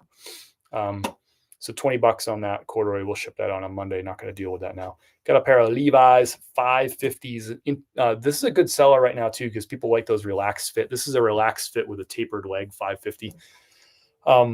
And like any of that baggier relaxed fit stuff is back. It's in right now. But this one was like slightly modified from a size 44 to a 43. So I noted that I put an asterisk read in so I didn't put, the tag says 44 by 32.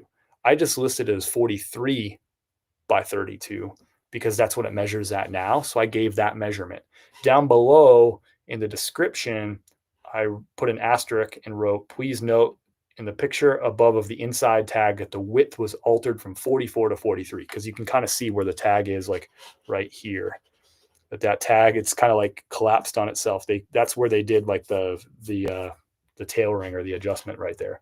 So I let them know that, and I also let them know the size on the tag is 44 by 32, but it's altered to 43 width. So I made it really clear that this is this measures like 43, 32, even though the tag says 44 by 32. So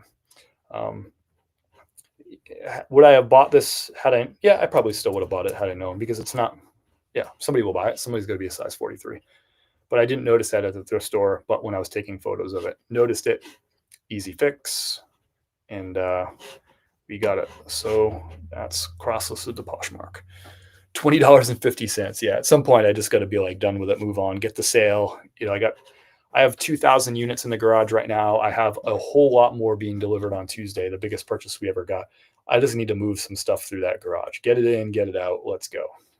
And like I said, I'm going to give you some opportunity to get some stuff from all this inventory that's coming in, because I want to get it in, get it out. I don't have enough room for all of the inventory that I'm going to have in there. So that's good news for y'all. Okay. So here's a Levi's 501.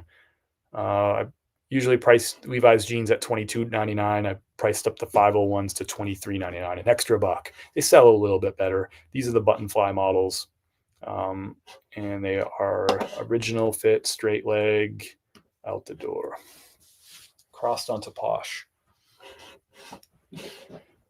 They tend to sell a little bit better, the 501s. I've got a pair of FootJoy. I bought these retail arbitrage. I actually bought these a little while back. I had them like tucked in a corner. I kind of forgot about them. So finally got these cross listed. I think I paid $20 for these retail arbitrage pair of golf shoes, men's size 11 wide. Let's see. So these are good to go. You know, shoes used to sell a little bit better for me on Mercari, so I'll probably go ahead and push these shoes over to Mercari. Plus, it's golf season right now. I want to get these sold. This is golf stuff is hot right now. So we'll go ahead and take the extra step, put it over to Mercari.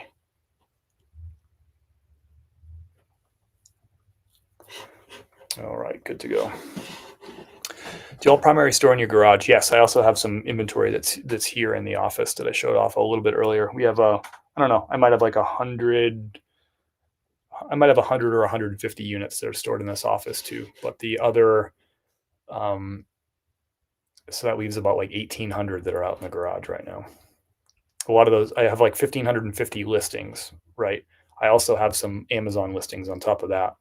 And a lot of those eBay and Amazon listings are multi-quantity listings. So that's why the number is like more like 2,000 total units.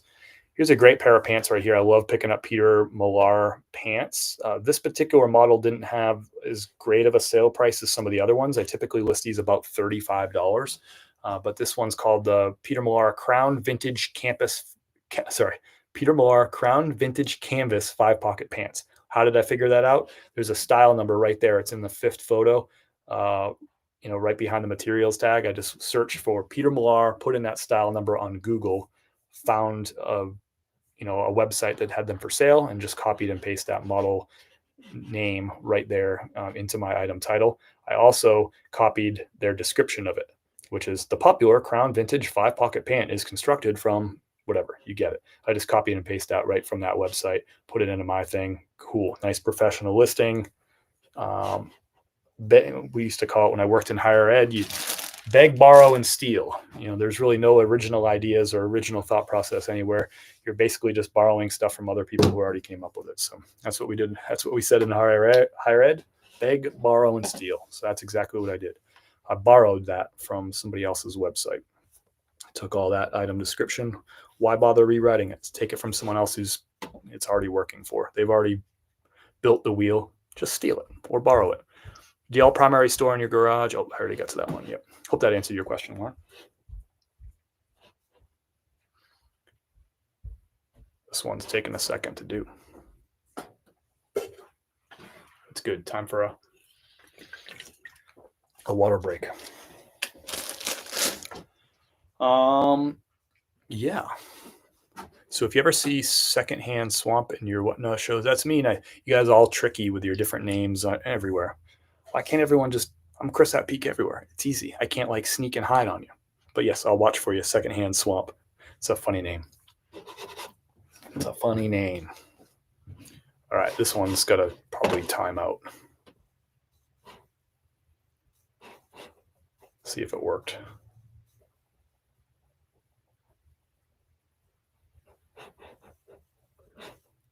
Page 2. Yep, it worked. Just timed out. This is a cool piece right here. I did a video on this piece a little while back, and then it got to the bottom of a listing pile. Vintage Eddie Bauer Gore-Tex rain jacket. Pretty cool piece. Bunch of people in that video, of course, like internet rocket surgeons were telling me that this jacket wasn't vintage. And of course, like all the people who were saying that were the people who had screen names like Vintage Fire or Vintage blah blah blah 79. Like they're all vintage t-shirt boys. All they know about is freaking t-shirts and Carhartt. That's what they know about. And I love when these people like they try to get in like my video chats and try to educate me about freaking. I'm like, this is vintage. Look at the 2 tags. They didn't make that tag after like mid 2000s on the Eddie Bauer. And look at that vintage Gore-Tex tag. Like, don't tell me that this jacket isn't vintage. Oh man, the people out there. They've been flipping for 6 months and they just like, they want to tell everybody like that they know everything. The other thing is these people forget that this stuff that's vintage Y2K, this is the stuff that was in the mall when I was their age. This is what we were, like these tags, these styles. So I love when these like bros talk about vintage like they're the only ones that know anything about vintage. It's like, dude, you're wearing the same stuff. I wore that jacket 20 years ago. You know what I mean? You guys are acting like you got the market cornered on like knowing vintage. You're like, it's impossible. You can never know more about vintage than somebody who wore all this crap back when it was brand new. Like, get out of here. You're doing great with your hustle. I'm proud of you, Vintage T-shirt Bro. It's good. Keep learning, keep hustling, but don't go telling people that they're wrong when you don't know what you're talking about. When you're still growing your first mustache and you're telling me about a jacket that was at the mall when I used to go to the mall 20 years ago, you're trying to educate. It's just crazy, these people. Man, just be nice. Take some notes and learn too. That's the thing. In their comments, they don't just say like, hey man, like, I don't think that tag is vintage. I have a different, like, I think it's actually, they don't say stuff like that. They're like, yeah, right, bro. Like, that ain't vintage. Good luck selling. They just say stupid stuff, so I can say stupid stuff back. Like, hey man, good luck growing your first mustache and wearing dirty t-shirts that I wore 25 years ago. You're doing great. And I do what you want to do. I don't care. I don't judge anybody. Like, it's fine. I don't go bothering you on your accounts and leaving like jerk messages and stuff. I don't do that to you. But good luck growing. You started it. If you started, I get to be snappy back if you're going to be snappy to me. So I'm just cruising through, getting these shoes up and growing. Sorry, I'm not like dictating it. Internet rocket scientist. Yeah. Rocket surgeon. They're rocket surgeons. I'm like, cool. I wore that in high school, like Quicksilver jeans. Exactly. I couldn't believe that somebody told me about Quicksilver jeans recently, that's like a hot thing. I didn't realize that. I think it was Jay Hayes told me that he found some like vintage Quicksilver jeans or corduroys or something. He's like, you wouldn't believe how much they're selling for. I'm like, really? I didn't realize like vintage Quicksilver was a thing. I have sold some Quicksilver over the years, but I didn't think that vintage Quicksilver was like I didn't think there was cachet to it. Some of these brands, when it's vintage, it just means it's old. It doesn't, it's just an old shirt or an old pair of pants. But I didn't realize that with it was Quicksilver that was like a thing, that it mattered, that there was cachet. But you learn something new every day. I didn't comment on someone's video and insult them because I didn't know something. I just took notes. Hey, a guy called me. I see you. Oh, geez. Yeah, I mean, I hope they just banned that guy. I mean, that's crazy. I don't really engage with people like that. If people are going to take things to that level, Carolyn, I would not engage. They're probably like 12, by the way, too. Vintage LEI. That's funny. I mean, LEI was like a staple brand back in that time. That's interesting. I wouldn't have thought that LEI would be worth money either.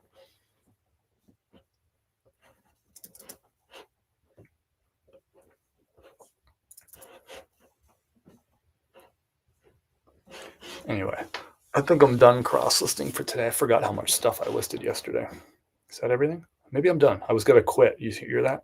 I was going to quit.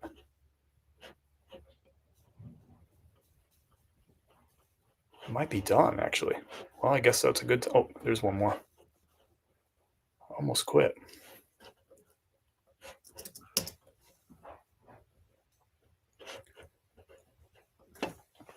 They didn't, but I reported it and they removed the post. He is an adult. Yeah. That second statement is up for debate, I would say. What did I miss?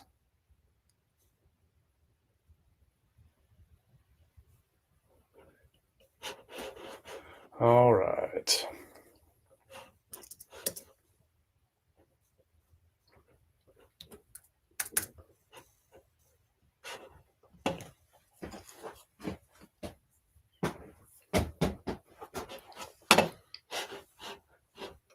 I think that's everything. Yep, we are all crossed. So that was a little bit more of a project because that was like, what is it, 22 plus I had another, I think that was like 32 or 33 total items to cross list. We did some of them Poshmark Mercari. We did some of them just a Poshmark, but that's kind of what I've been doing lately, is like a mix of both of those two things. So I'm going to go ahead and stop that share there. I'm out of water, I'm out of coffee, and I'm out of stuff to ship and cross list. So I think I'm going to call it a day. I also got to get ready. We got to head to this concert here pretty soon. So enjoyed spending some time with you today. Hope you cracked half a smile. Maybe you learned something. I don't know. Hope you had a fun time anyway. Hope you have a great rest of your weekend. I'm going to go live again on Monday, usual time, around 11 o'clock Monday morning, and we'll ship out orders that some of the orders that we've actually got a few orders that came through. A Carhartt, a Polo Ralph Lauren, that Johnny O saga, and we got already, what's this, BK? We got a counter offer, but we'll ship out everything that comes in for the rest of the weekend. $15.27. Got $15.20. So they started at $13.27. Now they're at $15.27. Very strange offer prices. I don't know why they're going with a 27. I'm going to counter offer with this same offer that I already offered them, $17.99. It's listed at $19.99 if you care. So we'll go $2 off, $17.99. It's a good price for that shirt. It's a nice shirt. You want it? Come and get it. 11 a.m. Eastern. That's correct. Enjoy the concert. Thank you, Jim. Appreciate y'all being here. Thank you, Lauren. Thank you, Carolyn. Thank you, Vineyard, and everybody else who participated and made this a little bit more fun for me. I had to do this stuff anyway. I just thought it was a little bit more fun if I could bring you into it. And I don't know, maybe there was some learning involved there too. That's what this is all about. We'll see you on Monday, if not sooner. And hope you have a good weekend if you're outsourcing and doing that sort of thing. I hope you find some good stuff and hope sales cruise in for you. And maybe have some time to kick up your feet and relax a little bit. That's what this is all about after all, right? It's live to work, not work to live. So enjoy your weekend. We'll see you next